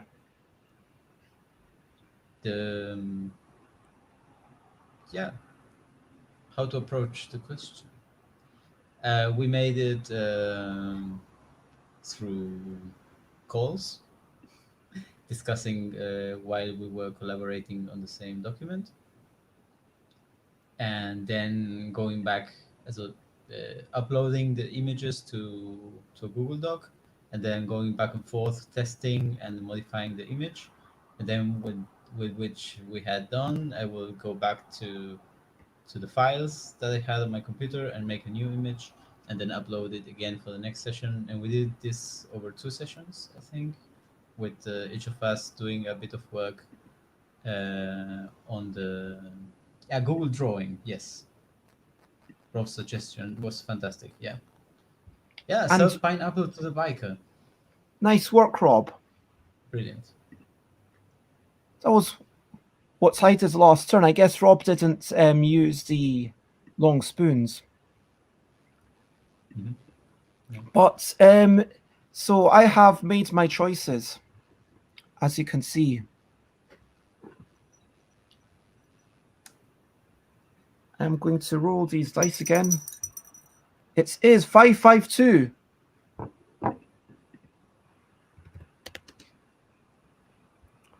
Okay, so Yes, Google Drawing was really strawberry, wild or blueberry. really good for this, and and then otherwise for the images, as I told last time, just using PowerPoint. Oops. Which actually I was using just because I used a lot of Microsoft Word when I started trying to do these little images to add examples to my rules. I started just making them with basic shapes in Word and such. And then I saw somewhere Bruno Catala talking about his use of PowerPoint. And then I started using PowerPoint. And it was, for this kind of thing, very much much more powerful than Microsoft Word, and it's all so rudimentary. I mean, I'm talking about Microsoft PowerPoint and calling it graphics, which is ridiculous. But Let me check a couple of things about the rules. Yeah. What time with the scoops? Do you ever get the bonus? You don't get the bonus, do you? You don't. Okay, that's question We 1. should, exactly I'm not sure what if I time? specified it. Yeah. Exactly what time can you serve your customers? Is it only in this at the stage? end, at the end of the game. Yeah, at the end of the round. I mean, just. But it's the only time at which you will know which customers you can serve what. Because you had selected your ingredients, you added them to the bowls, you may have selected another customer, and then you sell it, whichever you have ready. Yeah. So I was thinking I would quite fancy serving the quick scoop person just so I can get another quick scoop person, if you know what I mean. Oh, all right. Yeah, I know, but it's one. I'm not allowed to. No, that's just the one column. Single scoop and double scoop is the same customer. Okay. No, multiples of the same customer at the same time. No, it's just one marker per customer. Okay, so you always need to remember to do it at the end, and so I'm going to take that off at the end, and that's the selling phase, so to speak. Just sell these for. I'll do that and sell it for 2 money. Yeah, more than one kind of customer causes a space-time paradox within the ice parlor, and the universe implodes, as you do. Yep, Among that's... exception. Or maybe they just get into a big fight because they're Yeah. like, okay, who's the best cook? Yeah, I'm the only cook on the east side. Okay, so if everyone's ready, I'm going to move the round marker. 2, 3, 4. Chalk to the cook. Brilliant, Rob. 2, 3, 4. Oh, Rob's done a couple. What am I looking for? Chocolate. I need double 6, or I could go for wild. Oh, I could get to wild. One wild is literally any ingredient. Yep. And that can be even the fancy special ingredients. No, the wild and the scoop symbol is for basic flavors. You see it on the top. Okay. Basic flavors, and the special ingredients are this is sparkly thing. Okay, so the only way to get them is to maybe use the long spoons to increase stuff. Oh, yeah, or I could higher rolls. Yeah. I might get myself a couple of spoons, and also, so I'm going to get myself a couple of spoons, and I will put down the 2 for this person, and then I will sell. Yeah, I will sell this. All right. And they go away. Just going to. So that is that. You can collect either moon. Oh, either moon with 11 or 12. Okay, I did not with get 11 that. or 12 is either, and with 9 and 10 is either star. Okay, thanks for confirming that. Yes. So, next one. This is round something. People really want the oranges, and it's a 1, 3, and 5. Ooh, 1, 3, and 5, which is pretty good for me because now I can use 2 of my long spoons, scrolling them off, and I turned that 1 into a 6 for chocolate.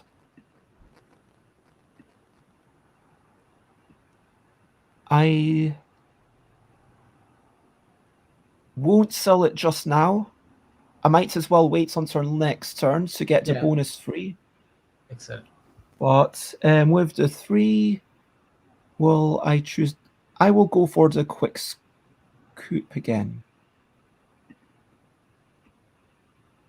All right.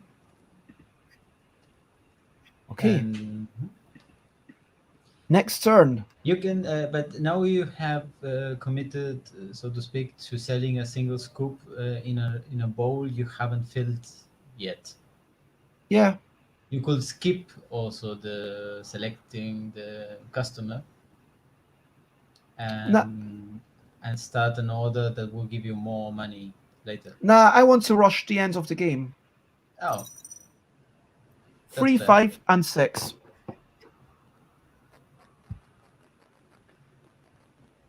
So 3, 5, and 6. Biker. So what am I going for? I mean, that's already done. 3, 5, and 6. Can these go together? Maybe I can. Just as a small point, it would be helpful if these things were alphabetical, like if it was A, B, C, D, and so forth, just to help keep it in my head which one is which. Because otherwise I have to keep cross-referencing, okay, which one's strawberry? That's... Yeah, I get it. Apple pie to the monk. Excellent, Rob. And the latest roll was not added to the chat, I think. Oh, sorry, you're right. I didn't. Thank you very much. 3, 5, and 6. Brilliant. So that was, and Rob has sold an apple pie to the monk.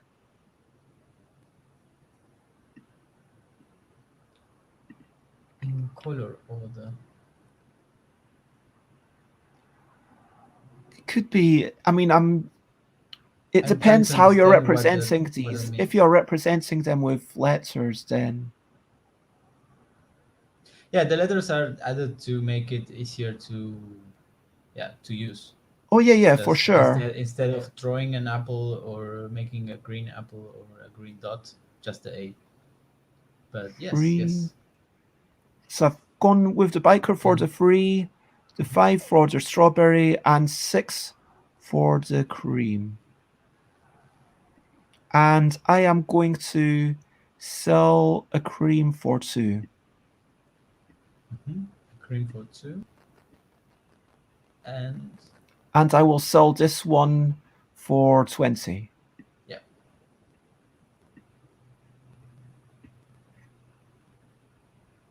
So, So the clerk is free again to come back. oh yeah, that goes away. Time. That moves. Rainbow order. Yeah, I was trying to understand color order, but yes, that will work also.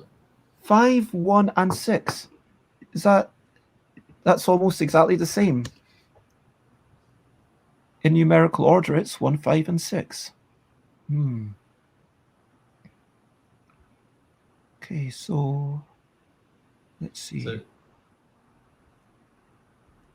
1, 5, and 6 is what we've got. Bubblegum, strawberry, cream. We could go mascarpone. Maybe I should. Yeah, I might try and do one bigger order with the banoffee, because otherwise 5-4 ending doesn't seem like that big a deal.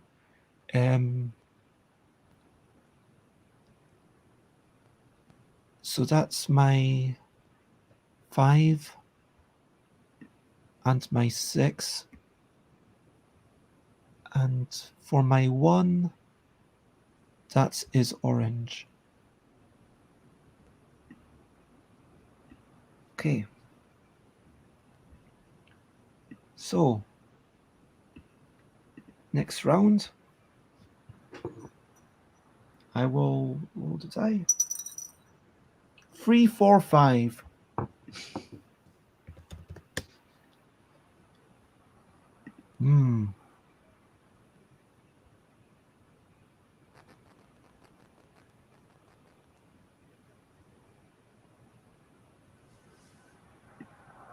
Four.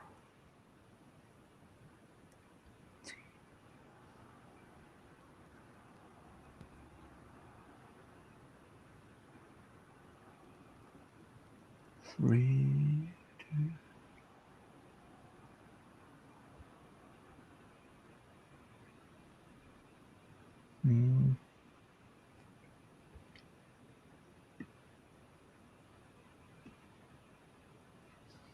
Actually, I'm going to use the 3 as a 2 to put down a blueberry here, which makes the strawberry blueberry bubblegum, and then I get 8 plus 3 makes 11. And you spent 1 spoon, right, for that? Yep. So is that gone away. And I also sell a quick scoop for, I'm just going to sell this old orange. Right.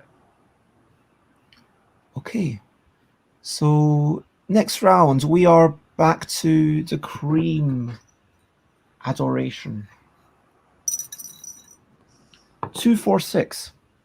Did I write?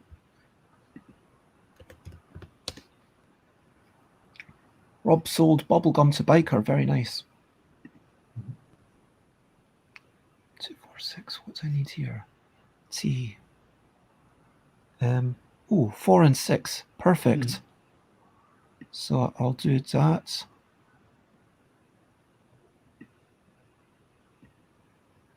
And Potentially enlist a monk.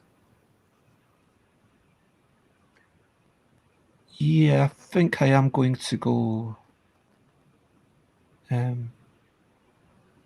I'll go monk. And Dr. Clark. I'm not going Roll to is sell doing that very well. yet. Chocolates to Clark, very nice.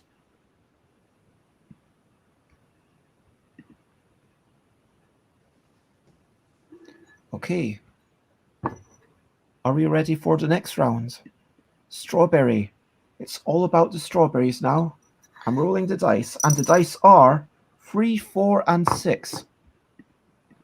3, 4, 6. And so you are able to get apples or vanilla or cream or combine them to make toffee or a wild basic ingredient. Remember, it's a basic ingredient. Mhm. 3, 4, 6.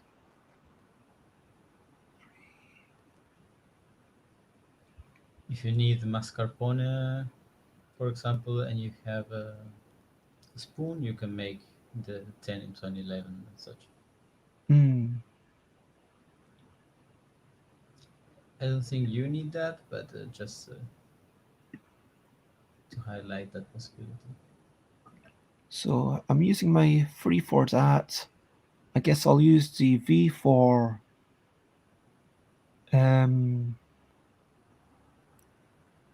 vanilla and 6 for getting a quick customer. Mhm. And I am selling to the monk to the cook the banoffee Yeah, pie, the banoffee which for is 18. Yeah, with the bonus for the strawberry. And so this, and then will I also sell a quick scoop? That is a question. Yeah, I am going to sell a quick scoop for 2. All right. Banoffee to painter. Brilliant. Banoffee to painter, nice.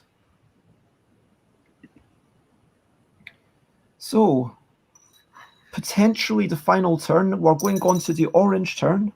Mhm. And it says 4, 5, 6. There's been a few 4, 5, 6s. That's interesting. Yeah. 6.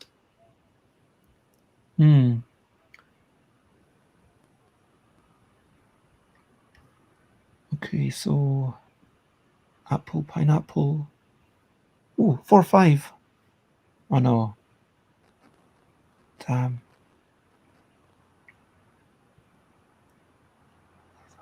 6, 4, 6. Yeah, without my long spoons. Do I just sell it for a quick scoop and try to end the game? Or do I... If you add anything to the apple, you get at least $1 more for your quick scoop.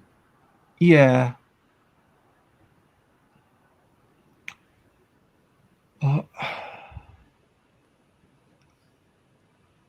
4, 5. I don't think... Well, I can't make a recipe this turn that works.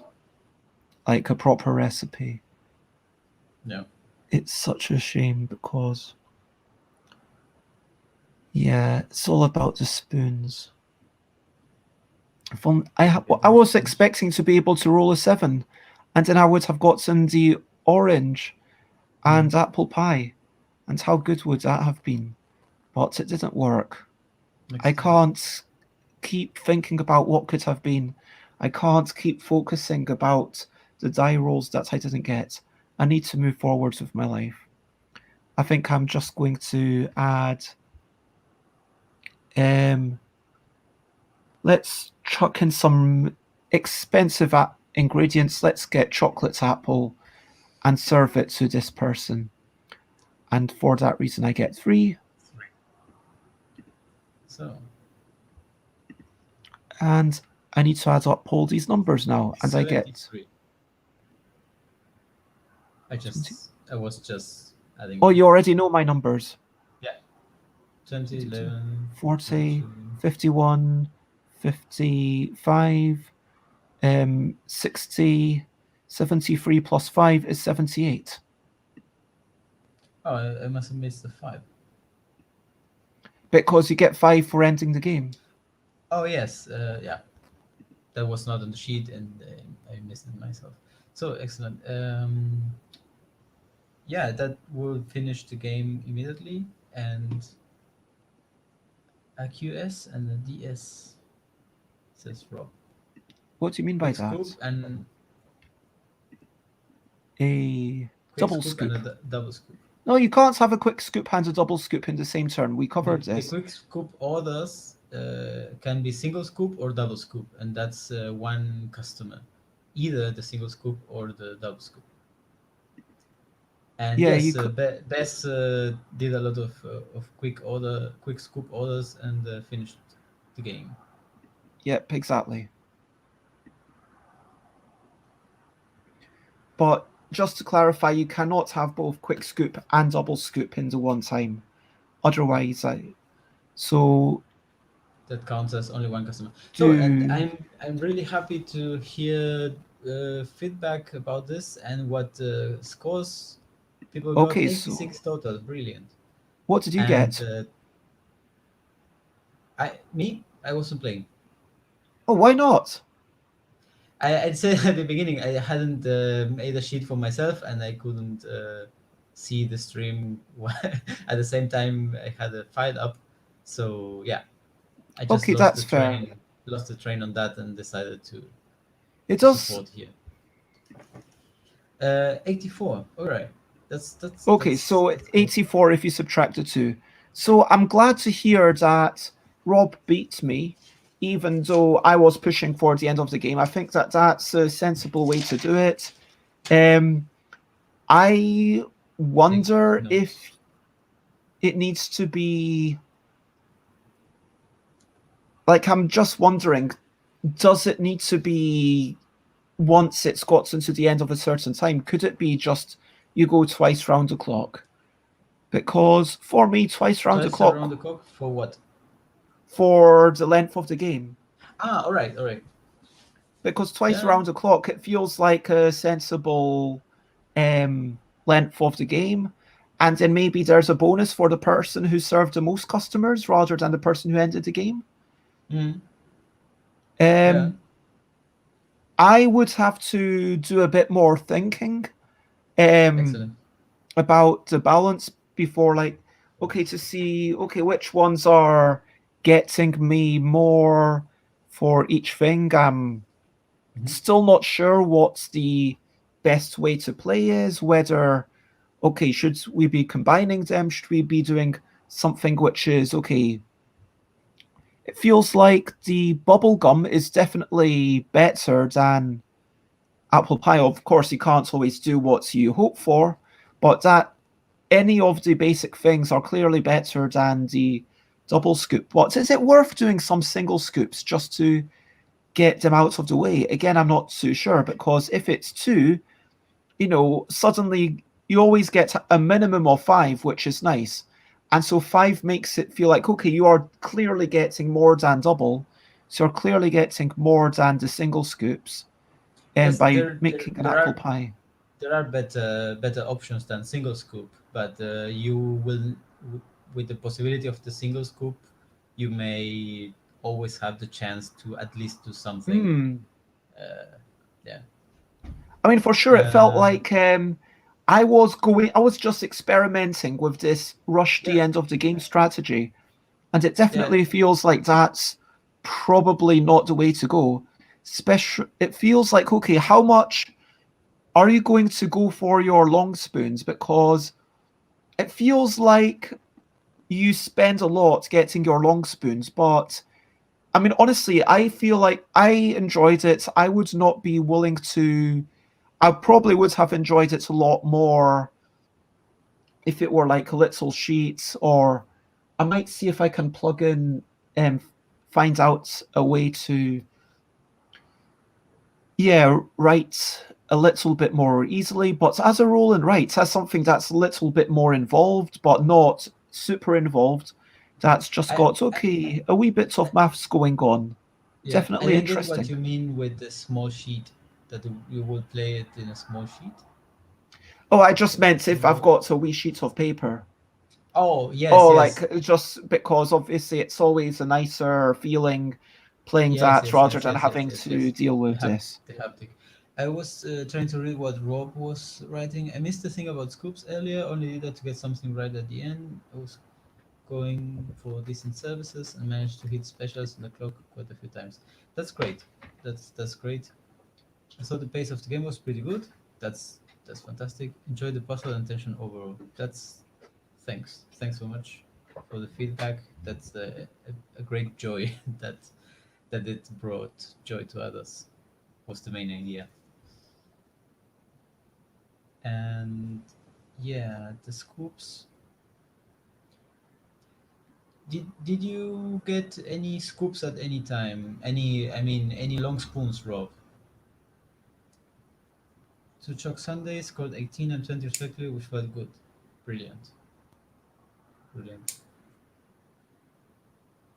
I don't know if you did it digitally or how you did. I think you said you printed it out. If you uploaded the image to Discord, I will greatly appreciate that, so that we can take a look. Hmm. And That could it can be, if she hadn't rushed it, it could have taken longer. Yeah, I mean, it's I'm still not sure. Yeah, I'm not sure about the solution to that. Alex Because suggests yeah. maybe making fewer bowls, whether that's 6 or 8, because then you've still got the tension of a variable ending. It depends whether you want the variable ending or if you want the fixed length game. Because if you want the fixed length game, then you also get the opportunity to say, okay, there's always going to be this many rolls, and then you can play it solitaire, try to beat your highest score. You can play it, the way that Alex. I'm sure that someone did it before Alex, but Alex is the first person I know who did this with just like a wee text sheet saying, okay, first turn, this is what we rolled. So everyone plays the same game, even if they played it at different times, which is really nice. Yeah, that's a good way to do this challenge. That's great. Yeah, 6 or 8 balls could be interesting to make it snappier. But the idea with the variable ending was that it will be a source of tension, just that you don't know exactly, unless you're at the table and you can look at every sheet and commit that to memory. You wouldn't be exactly sure when it's going to end, so you wouldn't be just because it's two things: open-ended and variable ending. So it's being it open-ended if everyone went only for the most money each time, then everybody will be slowly accruing ingredients and will take longer. But not knowing what people are going to do is just this balancing act between, okay, I will try to do a couple of big ones to secure some score. Yeah, fixed length will work too. Yeah. But yeah, the idea of having that as variable was this tension at the table between, okay, who's doing what, and yeah, not knowing how much more points you're going to be able to get. Just that. Yeah.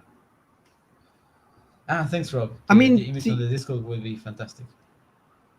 The variable ending is a thing that keeps it from being true multiplayer solitaire. Mm-hmm. And so, for sure, multiplayer solitaire has its advantages and drawbacks. As I say, like, sorry. Yeah. Sorry, I was eating peanuts just there. I've got some nuts with me today because I thought this might be a long stream. And I I mean, it depends what you're going for. I would personally advocate for true multiplayer solitaire just because then it's easier to play. People can play it on their own, single player, and people can, do what Alex sometimes does, get all the numbers out. And so it was really good fun, but it's entirely up to you. No, yeah, yes. And Alex has great ideas, and I hope that we can try them out and see where it goes. Well, I took notes. Yeah. thank you so much for making this game. I mean, it worked really well, and I definitely had there was a lot of interesting decisions. I felt like my choices mattered. I felt like for sure, okay, the strategy that I went down was a terrible mistake. I shouldn't have done that, and next time I'll do something different, which is good because if you look here, 1, 2, 3, 4, 5, 6. So I only served 4 real customers. And True. that's 1, 2, 3, 4, 5, 6. That's 13 points plus 5 for finishing was 18. So if I'd done managed another chocolate sundae, for example, which I might have been able to do with, and then done like 1 double scoop instead of 1, 2, 3, 4 of them, 5. Yeah, instead of 5 of them, if I'd done a chocolate sundae, I would have scored slightly more, which and I'm really glad that my rush everything strategy didn't work, because if it had worked, I would be coming away saying, it feels a little bit broken. Precisely. And we also thought someone doing only single scoops shouldn't be able to have the highest score either. That wouldn't work out. We don't think. And but excellent. If people can say they had fun with this in that we managed to do with Alex in such a short time, that's a great joy and a good way, a good kickstart for the game. And so it sounds like you're quite keen to continue playing with this and maybe tweaking it. Yes. For me, it would be great if it got legs. Even if we have to redo almost everything in some kind of way, which is the way games go when you're developing them. It would be nice, if it got better with testing and everything. And Alex was thanking me, and I had to thank him as well. It was a great teamwork. Yeah, so the score to beat is 35 in 10 turns, because that's what you could theoretically do. That's the very basic thing. And red lentil chili sounds amazing. So let's. Please. This was awesome. If you want to stick around, then please do so. I'm actually just opening up my Discord to see what's next. It is Gombricious. I don't know if I don't think Mandela's here, but is Jess still in the chat? If Jess is in the chat, let's go to Creatosaurus. And I'll move Gombricious. I would step down from the stream and go back to my chat self for now. That's totally fair. And congratulations, Rob, who's getting actual hot, possibly steaming pies delivered to their house. That is just what a world we live in. To his offshore oil rig. So enjoy that pie, Rob, and bye to Nicholas. Bye. Glass. I was just trying to think of a rhyme before I said your name. And Nicholas, Tass, Glass. Has glass. Yeah, do you have a glass? Will you be drinking water from a glass? Will you be drinking Fanta from a glass? What will Nicholas drink from a glass? Most liquids, in any case. Okay. So I'll click on Leave Studio and leave the studio. Have Or fun. you can just close this thing and start watching True. on That's what? true. So in Bye-bye. any case, thanks so much, and cheers all. And so yeah, let me just get that changed a wee thing. And so Jess has mentioned that Jess is not able to come on stream because of child raising duties, but I think we will still be able to play, what's it called? Create a Saurus by Jess. Oh, I forgot some Jessica.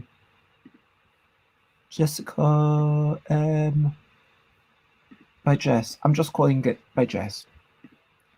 Okay. So, you see yourself joking on stream still. This delay is brutal. Jess Medringham. Thank you. I will change it. Okay, Jess, thank you for reminding me, and I am sorry I'm so terrible with names. So, by Jess Medringham. So, yep, this is Create a Saurus that we are going to play. And Jess, do you want to play that we are just passing one of the 3 dice, or do you want to play that we are all passing 1 die in each direction? And who's able to join in? All you need for this game is a bit of paper, although it needs to be blank. There we go. Use the other side.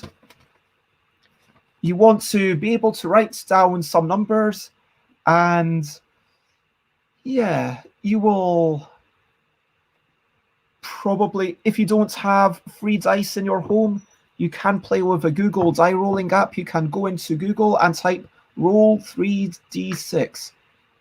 So literally just type into your browser, if you're on Firefox or whatever, roll 3d6 and you will get that. Oh, hello, Joanne. It's lovely to see you. So, let's get... And we are playing a game about drawing dinosaurs. So who do we have? We've got Bez, we've got Jess. 4 dice is better. I mean, it's up to you, Jess. I mean, genuinely, if you feel like you want to try out the child-friendly rules, I'm not averse to playing something simple, especially after, having my brain frazzled by the game that we just played. Keep 2 past 2 if that's the way you want to do it. So that would mean that we're playing exactly the same rules as we originally did. Is that what you're wanting? I'll give you a wee bit of time to decide. And Bez, Jess, and Joanne is the current player order. So each person will be passing 2 dice to 1 person. If that's how you want to play, that is totally fair. Okay, so the rules. What are the rules? How does this game work? Let me bring up the thing on my stream and we will check it out. Sure.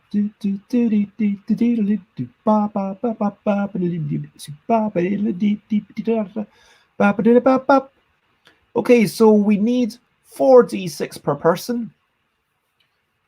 And you can do it with normal dice, and let me try and find an extra die.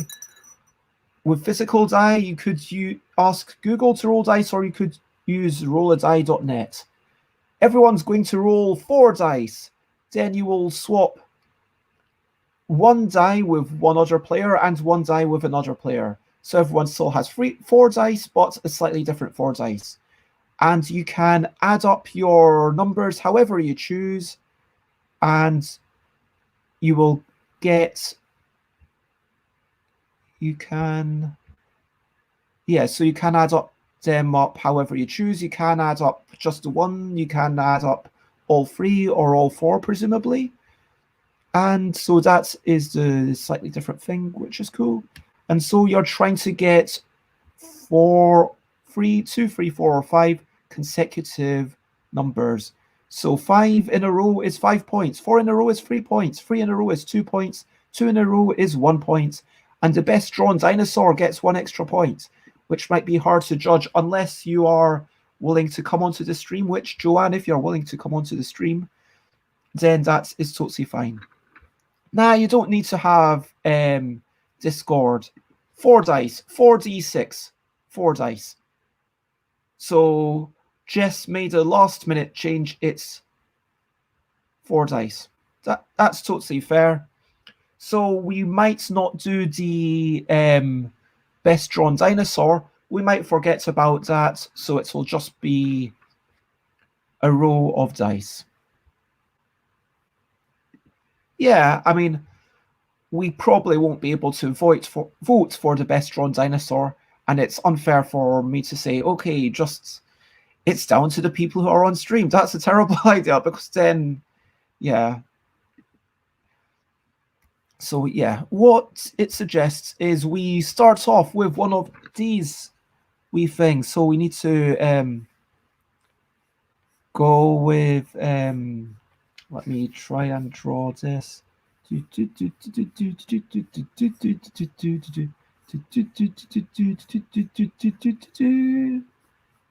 so it's kind of like that. Should I get my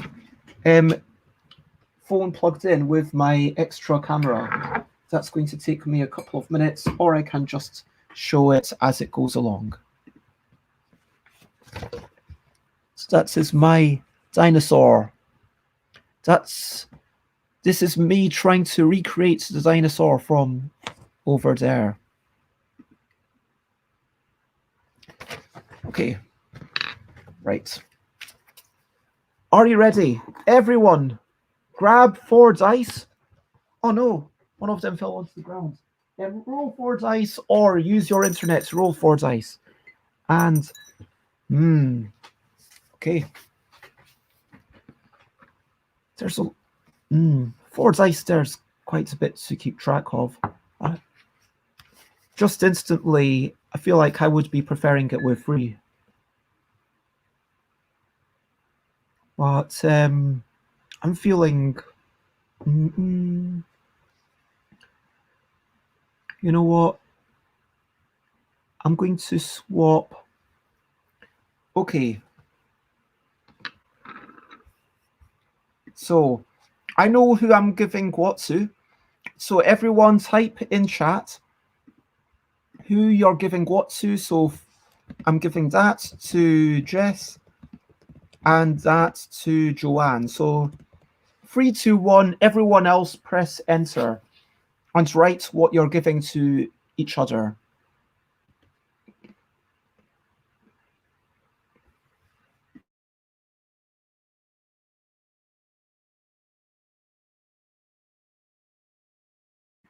I really need to get some sorts of interstitial, like, add music so I can be like, okay, you know what? 6 to Jess. Okay, so I've gotten a 2 and a 3, and the 4 and 6 I'd rolled before. Whereas Joanne's got a 5 and a...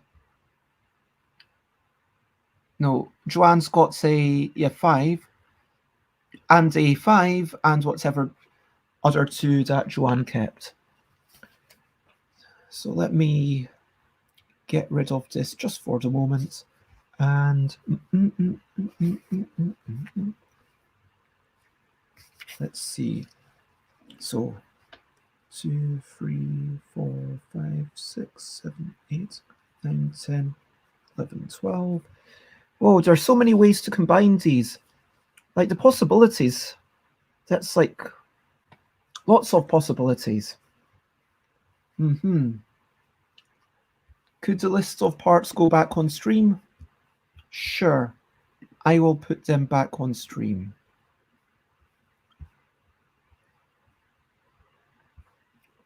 That is what you're trying to draw. Is that big enough? Hopefully that's big enough for everyone to read. Okay, what did I even have? Sorry. Man, I'm terrible at keeping mark of this. 2, 2, 2, 2, 3, 4, 6. Okay.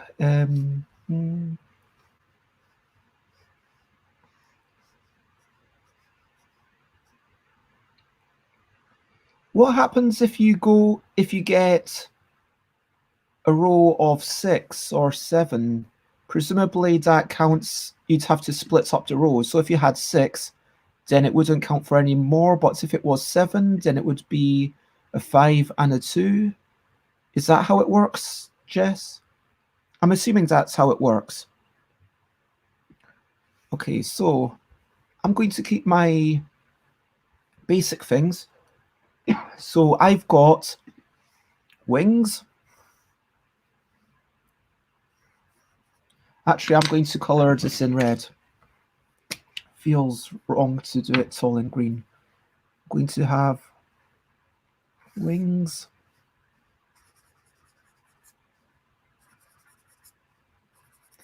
What else? Feathers. Okay, so it's feathers everywhere.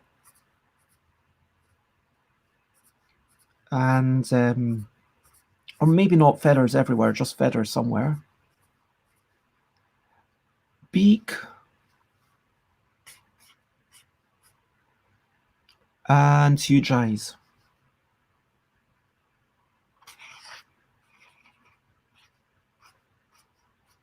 Okay, so this is my dinosaur so far.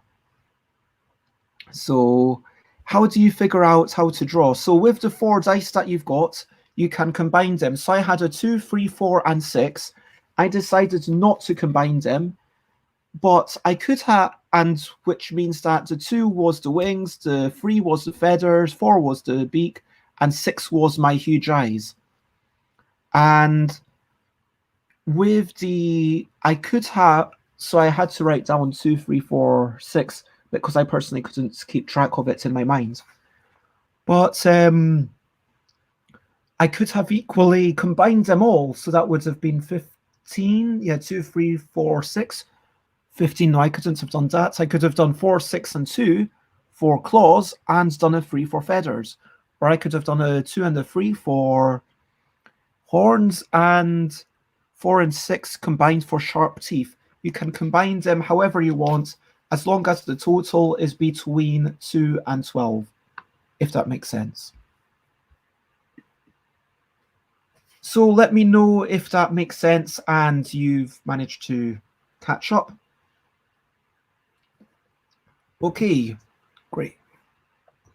So we are going to play 3 turns in this game because the game ends after 3 rounds. So it's a very short game. And I have rolled some things. So as an example, Jess at the end of round 1 had 6, 4, 5, 5, combined the 2 5s to get to 10, and then got to 10, a 6 and a 4. So with the 4, 6, and 10, drew the huge eyes, beak, huge eyes, and sharp teeth. Hope that makes sense.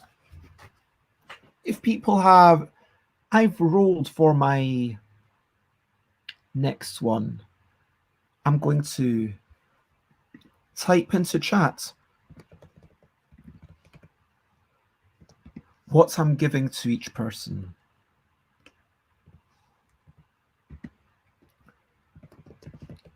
That's going to Jess, that's going to Joanne.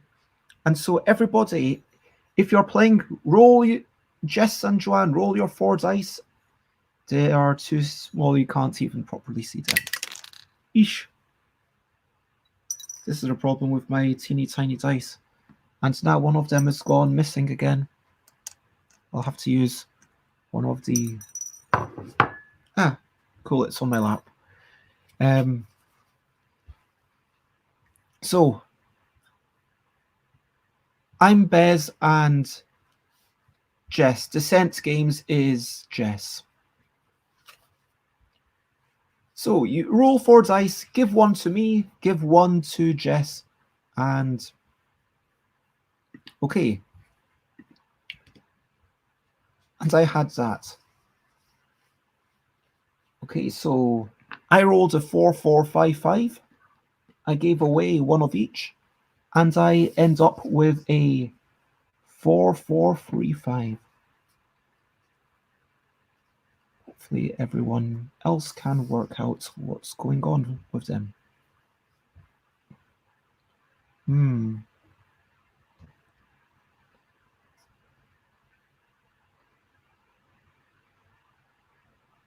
I will put in my 5 and draw my horns.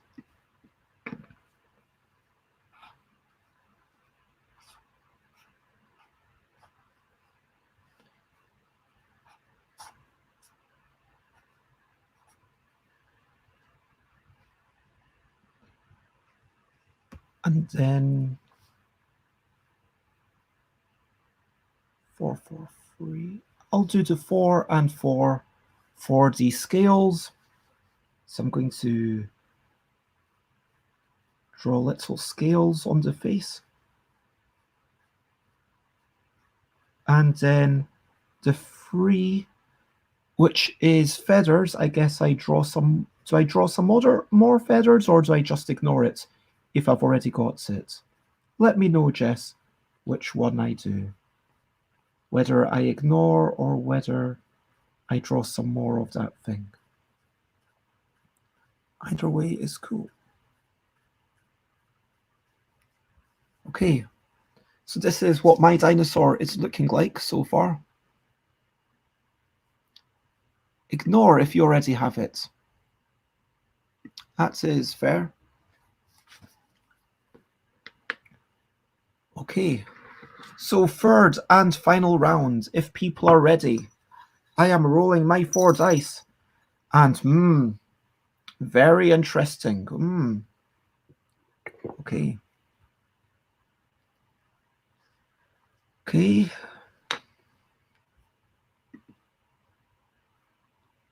Joanne added the 4 and the 5 to make 9, so there's tail spikes going on. Nice.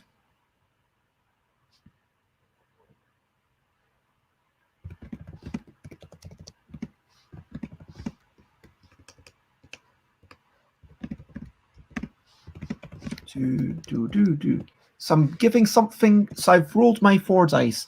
I've decided which 2 I'm keeping, and I'm giving 1 of them to Jess and 1 of them to Joanne. I have made my choice. Let me know if you have also chosen. And then once you've chosen, yeah, I'm ready to press enter. Got the roll. Tails, spikes, and flippers. Awesome.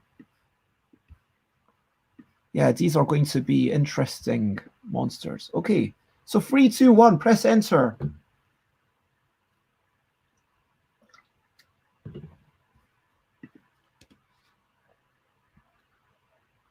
Five to Jess, 6 to Joanne is what I am doing. And I'm getting 2 from Jess and a 1 from Joanne. Okay. 1, so I've got 1, 2, 5, 2, which gives me 7. And 7 is the flippers. Okay, so my dinosaur gets great big flippers.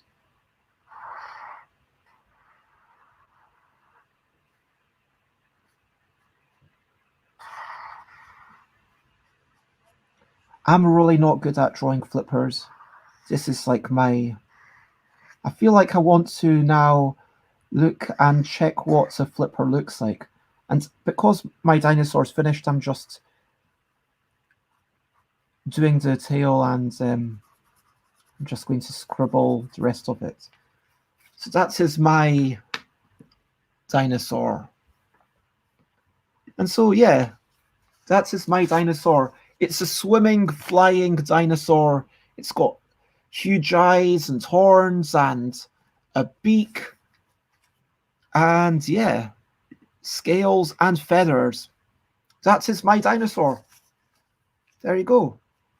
And if, in terms of the points, I've got 7 in a row, which gives me 6 points. A row of 5 for 5 and a row of 2 for 1.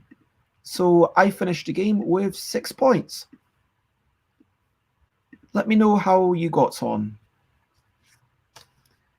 Joanne's has a whole bunch of scales. We'll colour them later, rainbow colours. Awesome. Glad to inspire such creativity. And yeah, if you've made a note of which things you've got, I kind of crossed them off on the top of my sheet. So I could remember that I have these things. And so yeah, how many do you have in a row? I'll be interested to know how I've got on.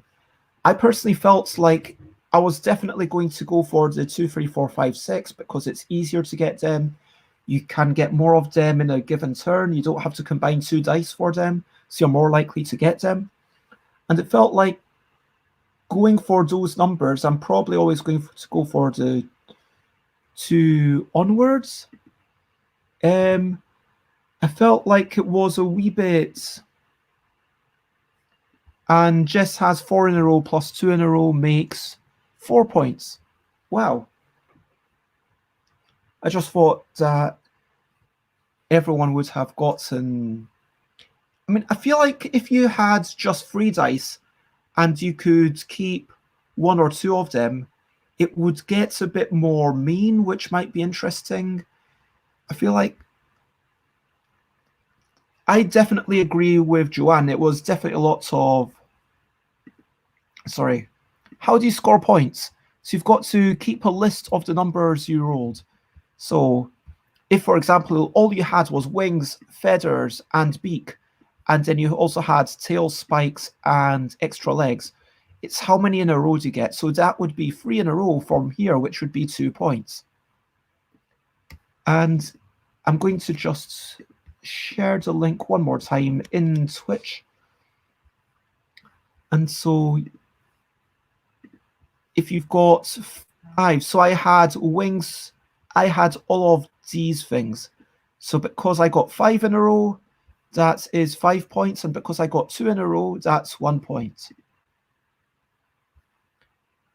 And the 4 dice definitely works better with needing to use 2 dice to get one of the body parts. Yeah, but with that game, I felt again there was a very strong desire to go for just the ones in the middle. I feel like maybe 3 dice and you're able to combine them however you want really is the way that the game should be played.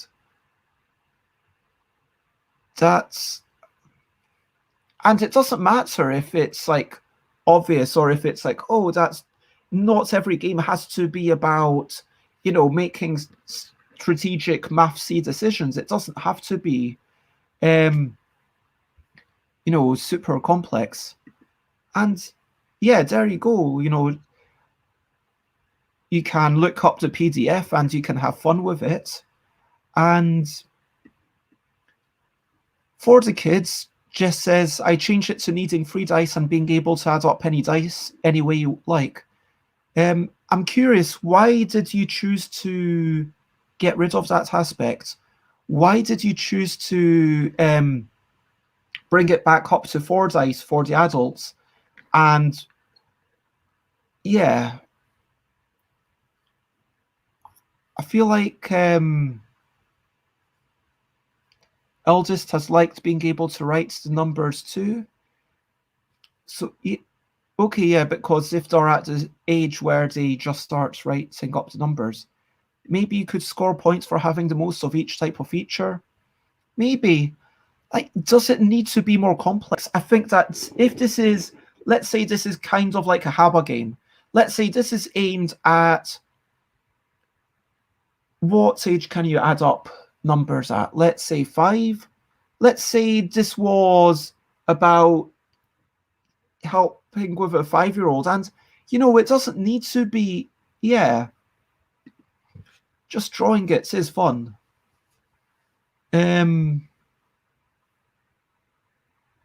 How many different features? That could be it.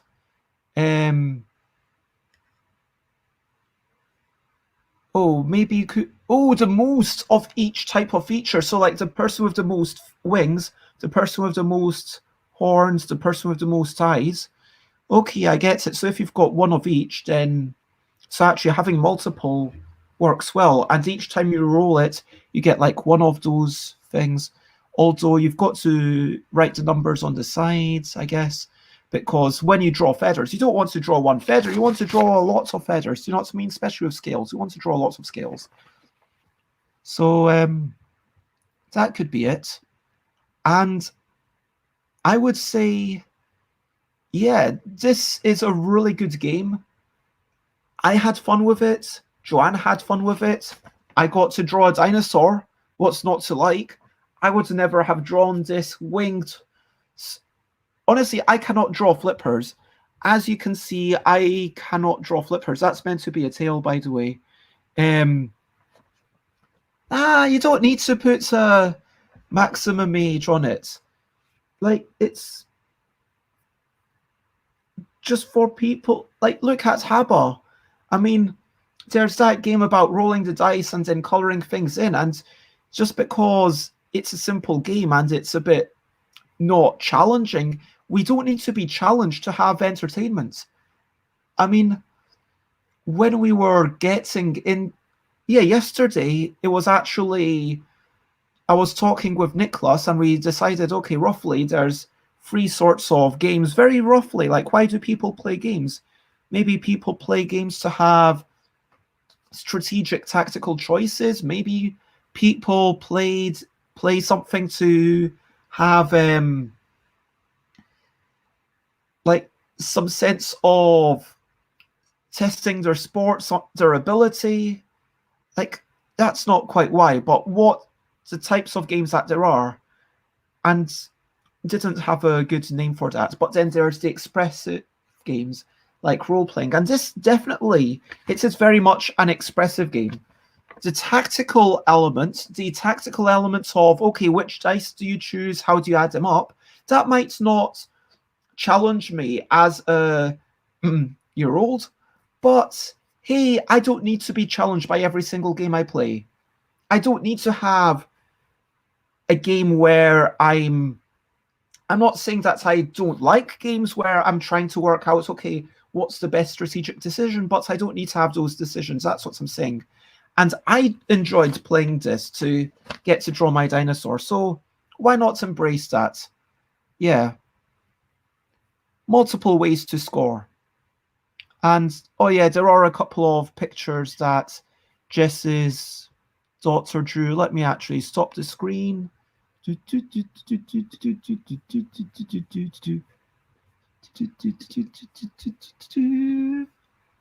So let me share the screen again, and we will see some examples of, yeah, there is something by Jess on the left, and there's something by Matslolda. That's a very cool creature. I mean, does it need to be dinosaurs at this point? Could it just be creatures? Maybe like every 1 is a leg, every 2 is an arm, 3 is just 1 horn. And so, yeah, a row of feathers, something like that. Oh, Matilda. Oh yeah, I can read it now that you say it. Yeah, Matilda. Yeah, it was just the eye that confused me. But yeah, that's a nice... I like Matilda's drawing. And performance, expression, or choice. Yeah, I like those words. Those are good words. And Matilda's eyes are all over the place. Let me remove that for just a sec so don't see what's going on there. And there we go. That is another game with Matilda on the left and presumably Jess on the right. That's a really cool dragony thing. And really cool owly, beaky, toothy thing. But yeah, I feel like this is a fun game. Like for the smaller children, that choice feels meaningful. For the at a certain point, it's not that interesting. But it's like, what if we were playing Noughts and Crosses, but each time we drew a pattern in the color of our choice. So maybe I draw, it's like a freeform game of Beetle. This is really cool. Honestly, I enjoyed it. And you don't need to be like, oh, add more choice for the adults and have 2 games. Just embrace what it is. Just embrace it. It's a joyous thing. Make it a thing for the 4-year-olds. This is brilliant. And I'm so glad that you came up with it. And thank you for sharing with us. If you want to jump onto the stream, you can. Otherwise, there were sharp teeth in that beak. Yep. It does look very scary. Matilda's creature on Instagram. Let me check out this Instagram. Let's see what Instagram.com/ is it just Joanne C? Yep. There we go. Oh, I stopped following the other day because I stopped following like a whole bunch of people. It's embarrassing.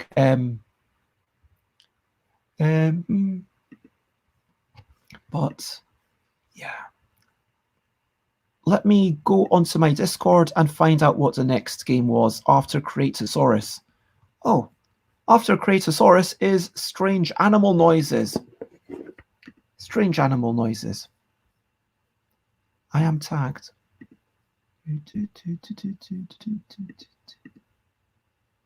Let's see. No, I'm not seeing it. Sorry. But let me get this wee thing in here and move my things around because we are going to be playing some Strange Animal Noises in just about 2 minutes. And we are going to move things around and then I'll be making some noises. And if you understand the sound that I'm trying to make, you will get points and you'll probably get points. Probably people will get points every single turn. That's the way that this game goes. Yeah.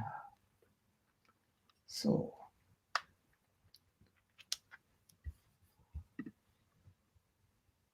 Oh, I like this one too. This was fun, but I'm being called to arbitrate between 2 small children. I'm sorry to... I mean, I hope it's nothing bad. And yeah, I hope that generally things are good. Ignore.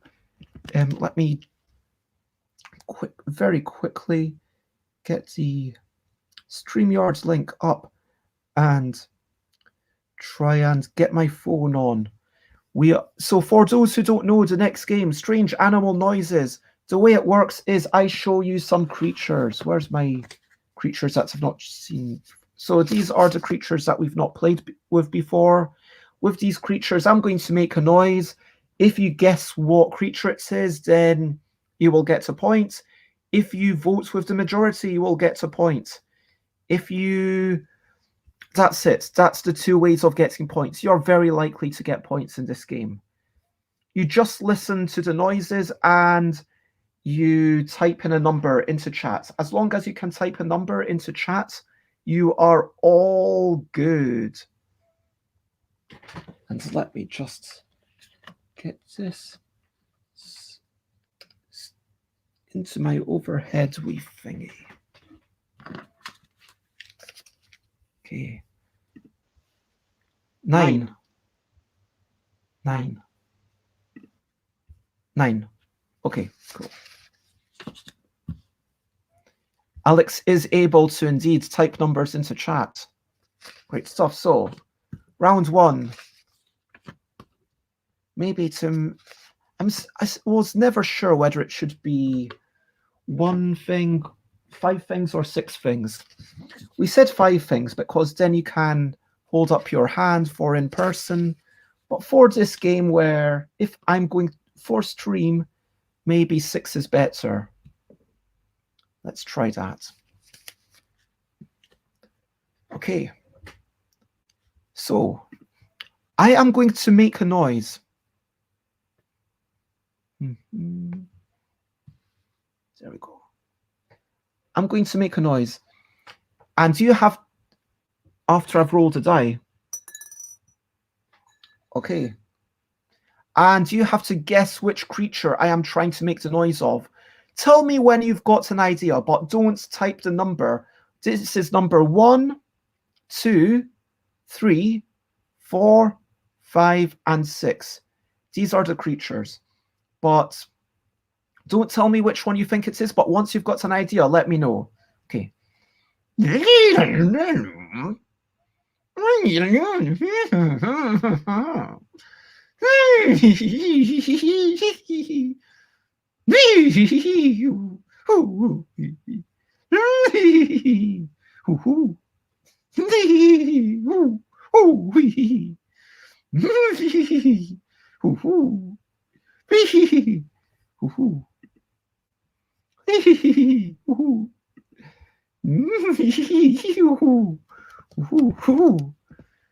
Strange animal noises by Bess. Okay. Okay. No, you're ready to guess. Just tell me when you're ready to guess. Don't actually type the number. Just tell me when you've got to guess. Okay. So on the count of 3, 2, 1, now you guess. And so some people had early guesses, but I will let you off. And where's my pen? I'll just use this pencil. So it was meant to be number 5. No one guessed correctly. So Jess and Joanne C get 1 point each because you guessed with the majority. You guessed like each other. Yoda, I'm not letting that in. But hello, it's lovely to see you. And yeah, you can get stuck into the next one. So that goes away because I was failing to do that. Number 1 goes away because that's what people thought was, and we get 2 new creatures. So here are our new creatures. We've got that one, quite like that one, and this one, which is a classic one. Okay. So I'm going to make a noise. Tell me when you think you've got an idea. Don't actually type in the number. Just tell me when you think you've got an idea. And it says number...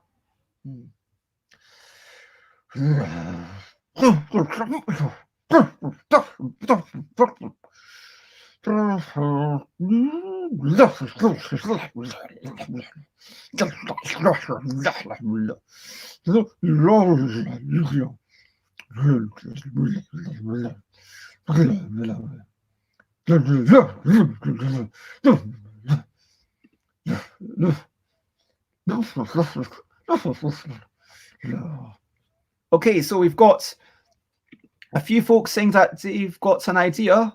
So I will count you in. When you hear me say 0, press enter, okay? 3, 2, 1, 0, press enter. And get your guess into the chat. And then I will tell you what was correct. Okay. So we've got people saying all sorts of things. 1 and 2. And some people might have a wee bit of lag. And 3. And nothing from Oda. Okay. So at this point, because there was no majority, I was never sure what to do if there is no majority. Is it that, yeah, does it have to be at least 2 for a majority?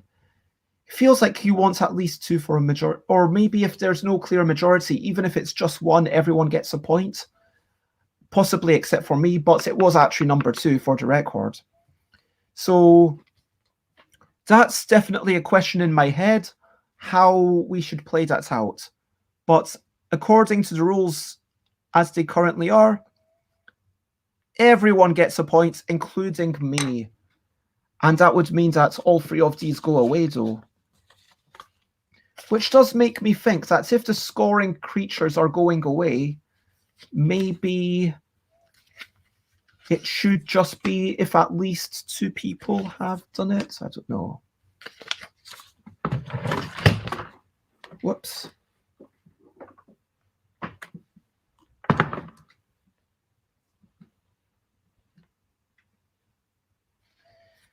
Okay, let me take that camera off and try and sort that very quickly.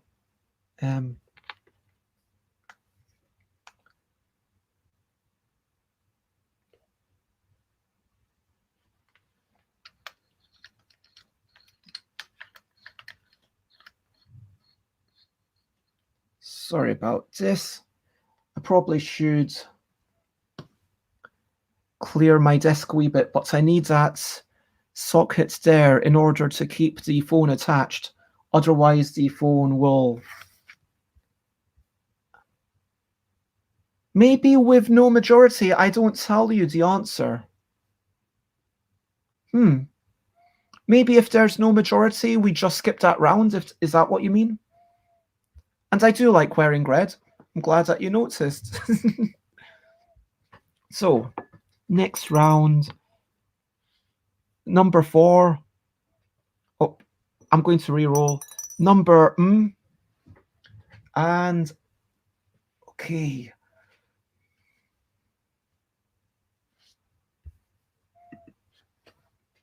I just like wearing red. It's my favorite color to wear. Let's put it that way. It's actually my second choice in games. I play purple, but it's the truth. Okay, how do I do this?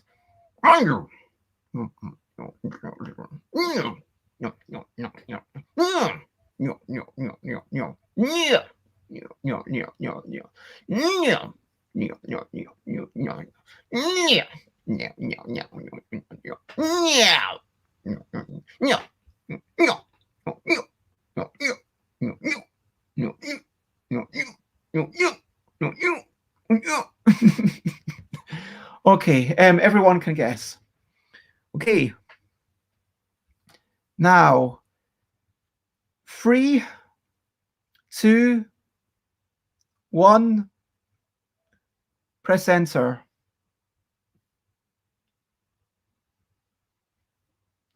And so, yeah. Really? Okay, what? Jess might need to wait for Jess. Okay, so, man, you all scored, but I did not score. It was not number 6. But everyone else gets a point because you voted for something sensible, apparently. And at this point, it was actually this one. What I was trying to get you to guess was this one. It was kind of the hopping. I was thinking, no. So, yeah, just in future, maybe when it reaches 3, you can guess. So here's another couple of creatures. Here's a human head inside a dinosaur thing and 2 heads. Okay. But, okay, let's do, how many? Let's do one more round after this. Okay, so that's that one. Okay, yeah. Thanks, Jess. So, like, in future, I'll count down from 5, and maybe when I get to 4, you press enter. See how that goes. So, I've rolled my number and it is going to be this one. It's going to go.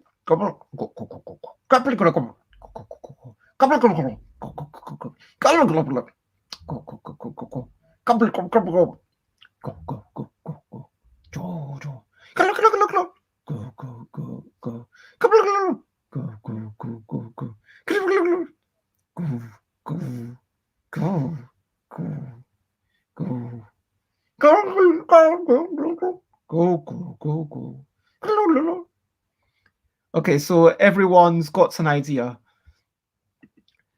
Okay, are you ready? Guess on 5. Jess, guess now. And then everyone waits a few seconds. And guess now. Press enter now. Hopefully that works.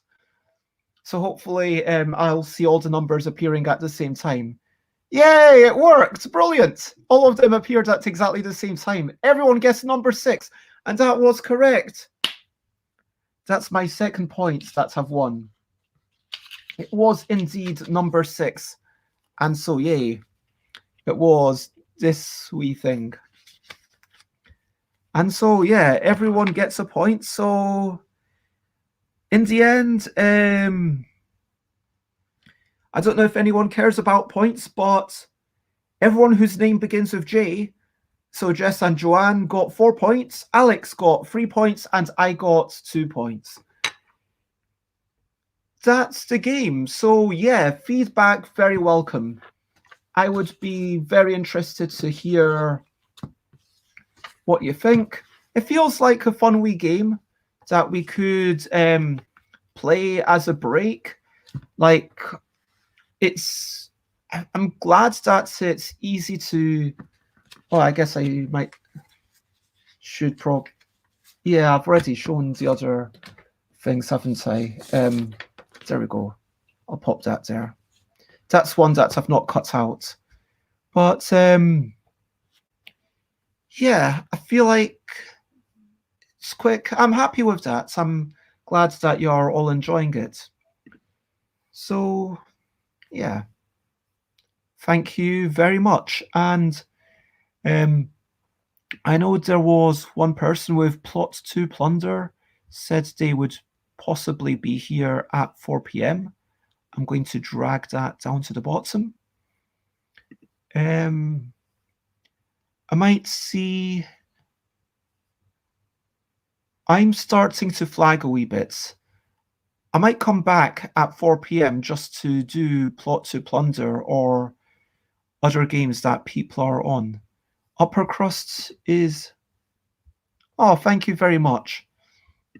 And bye for now, Jess. It has been lovely to have you, and I hope that you have a wonderful day with your family.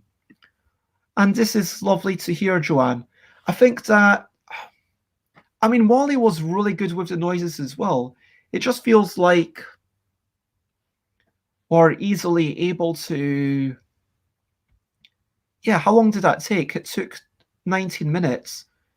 And we played 4 rounds. We could easily play like 3 rounds of this towards the end of a Tuesday, because I had that one time when I did multiple games. I did Nano Muckle and then Micro Muckle.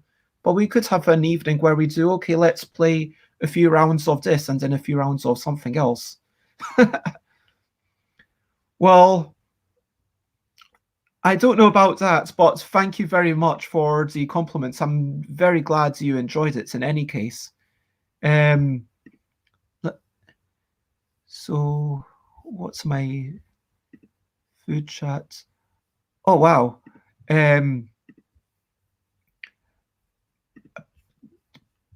This is remarkable. So while we've been watching this, we have had, this is Rob's pie. That does look really, really nice. And that's apparently a freshly baked pie. Man, I would be all over that. I could go a pie. Whoops, let me remove that screen. Pie delivery. Damn it, Rob, you're making me hungry, says Sate. Or just rather, dang it, Rob. Dang it, Rob, I want pie!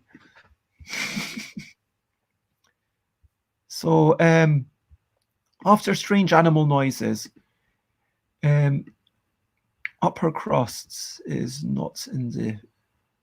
Adam is not in the thing just yet. Show and write.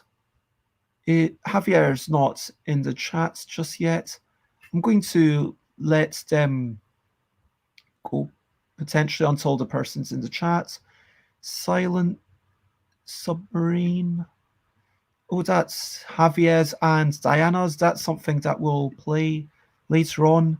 Pious Bidder by Alan Paul. We'll do that on some time in the future. And I guess we could do Anywhere at All, because I could draw them on wee bits of, I could write them on wee bits of paper, but I'll check in with the other peeps to see if anyone's up for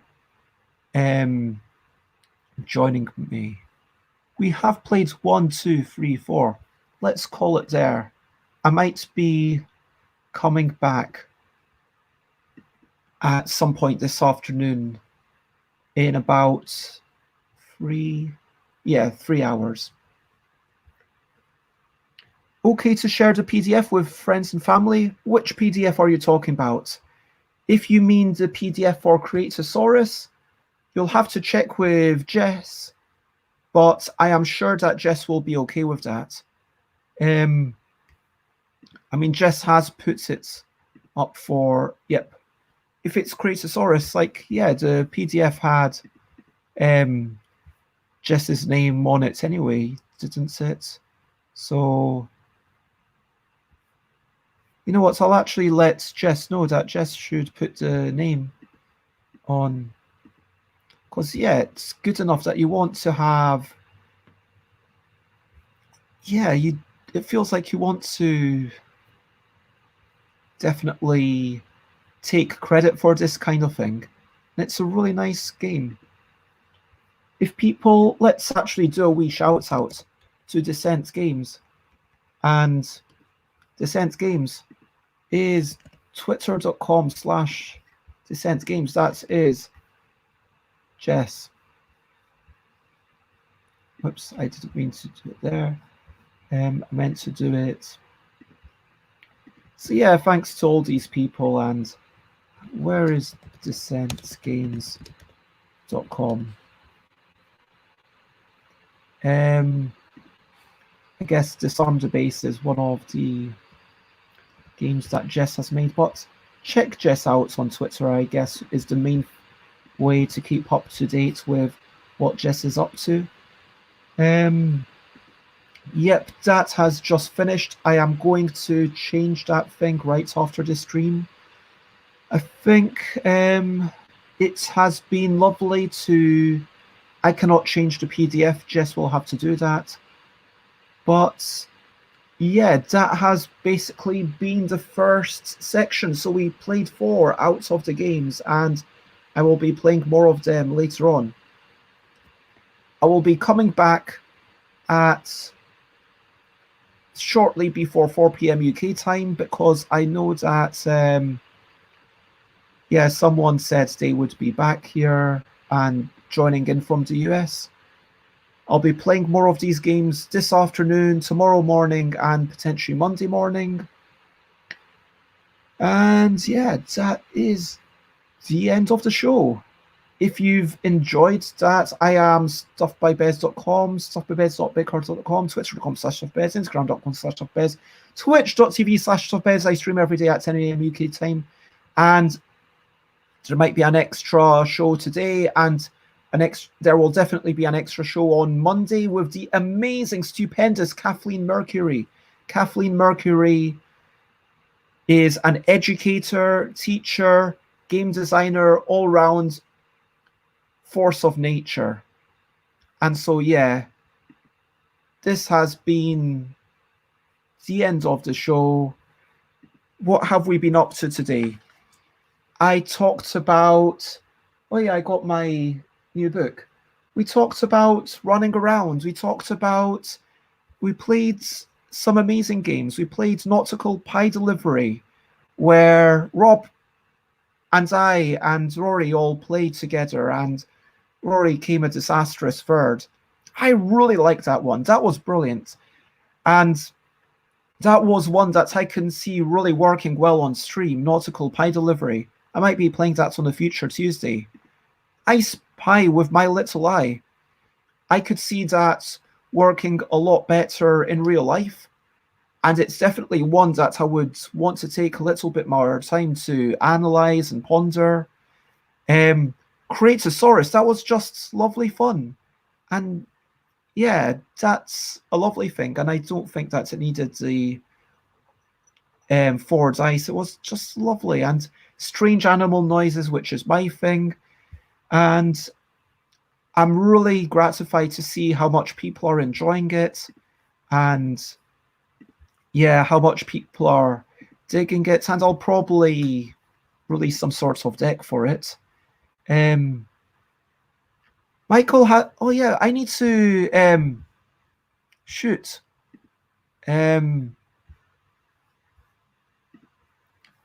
Michael never claimed a channel. I need to add a channel so that Michael can claim it. Thanks for reminding me. Mikael's game. What's Michael's game called? Because I'm just going to call it Michael's game.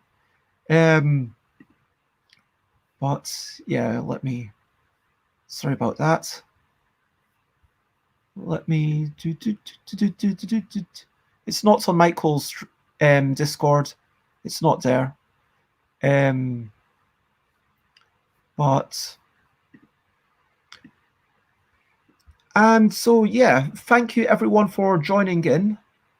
All of these rules are totally available to play. If you join in the Discord, they're all there. It's been amazing work, and if people want to continue working on these, then maybe jump into a future Friday and we can check it out on a future Friday. Yeah, that's basically been it. But this is not the end of the game jam, of course. It's the nominal end. So if you manage to get your game finished, then congratulations. If you manage to get a set of instructions together, then well done. And if you manage to, if you need a little bit more time to get those rules done, then, try and do it in the next day or so. But yeah, I'm just happy that so many people have been inspired that, this is a really cool game and I don't think it would have existed. And I'm just really grateful to everyone who's put in so much energy. So yeah, that makes me say thank you, everyone. You've been amazing. Thank you, everyone. Whether it's, let me give a quick shout out to everyone who's been making games for this.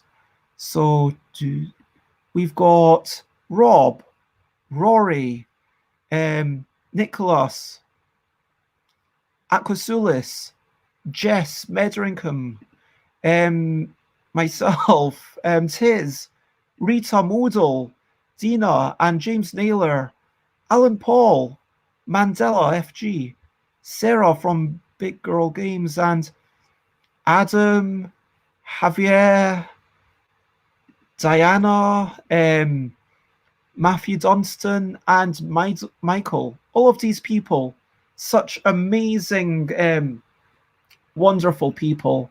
Thank you, everyone. You are awesome. And also everyone who's joined in the chat. Xate, Joanne. Is there anyone else that... I saw Yoda pop in very briefly. And yeah, you're all amazing people. It's amazing to have you all here. Thank you so much for the energy that you keep giving, for popping in, for showing the love, or just being around and being a presence. It is lovely to have you. And yeah, thank you for joining in with these games. And so yeah, what are you up to now? I am going to have a wee bit of breakfast. I've had a couple of peanuts so far today, but I'm going to go downstairs. I was worried that I wasn't sure how this was going to go, so I had prepared. If it had been like burgeoning stream with everyone coming on, I would have quickly run downstairs where I've already got my cereal and my fruits already in a bowl and then poured the milk and come back upstairs. But I'm going to have a wee break, chill out for a wee bit. Maybe I'll read through a few pages of this Starship Traveler, see what that's all about. Maybe I'll read a bit of Usagi Yojimbo, but maybe because I'm eating, maybe I'll watch a video. Why not? Yeah. I don't know what I'll watch. Maybe I'll maybe I'll watch some reviews or something. But that's pretty much what I'm going to be doing. And then I'll be back here a bit before 4 if but it's going to be an ad hoc thing if we can, depending on what time people want to get to play things. So I'm just going to be doing that most of the weekend, just as and when people are wanting to play things. That's what I'm up to. I might be doing not much else, just chilling, looking forward to eating, having breakfast.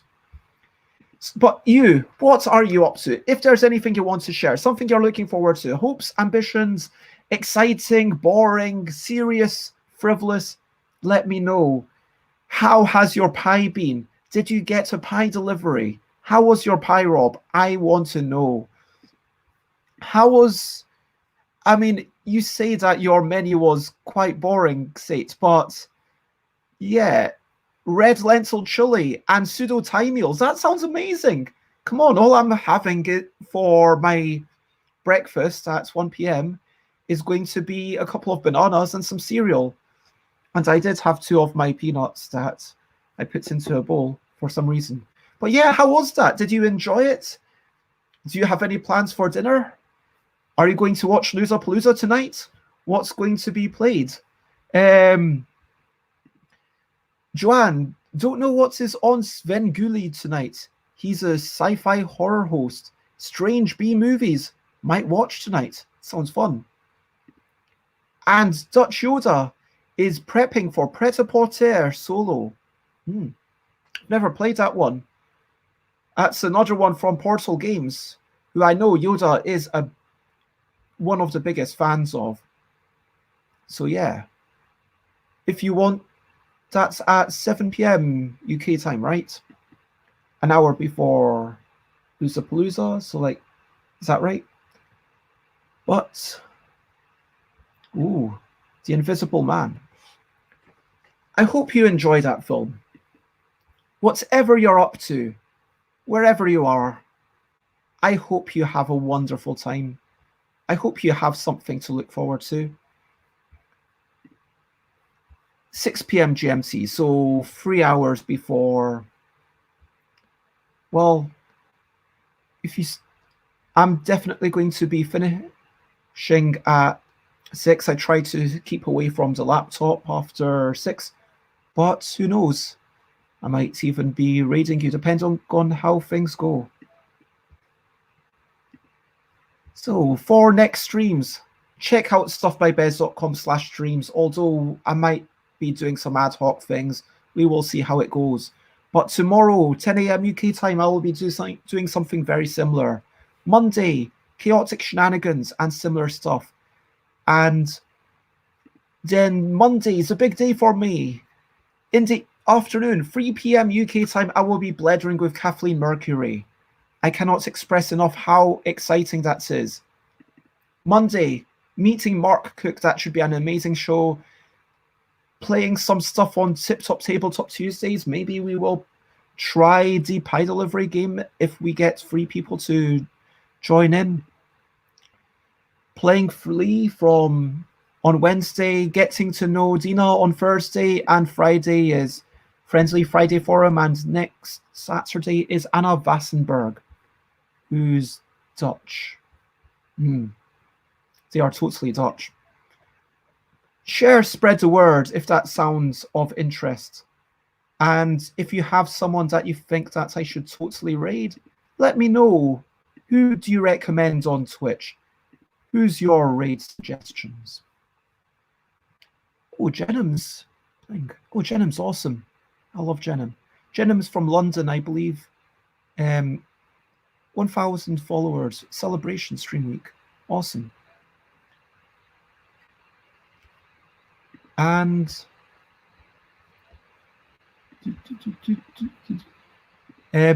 Joanne might see if the husband wants to play Create a Saurus. And I will check out that person, Lauren S2. Let me I will put that onto my slash. Let me check. Chill songs and good vibes. You know what? I'm going to follow them and I will check them out for another time. Thank you very much for the suggestion, and I will keep it for later. But just now, because Jenim has hardly anyone, and I'm going to go with Jenim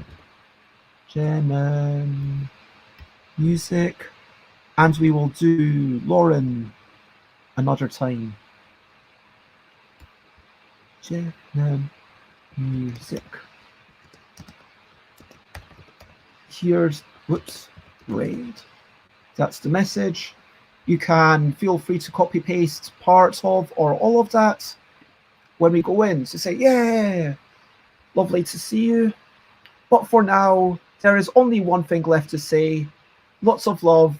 Again, once more, thank you, everyone. I've already said it. This has been so much fun. I've already said it.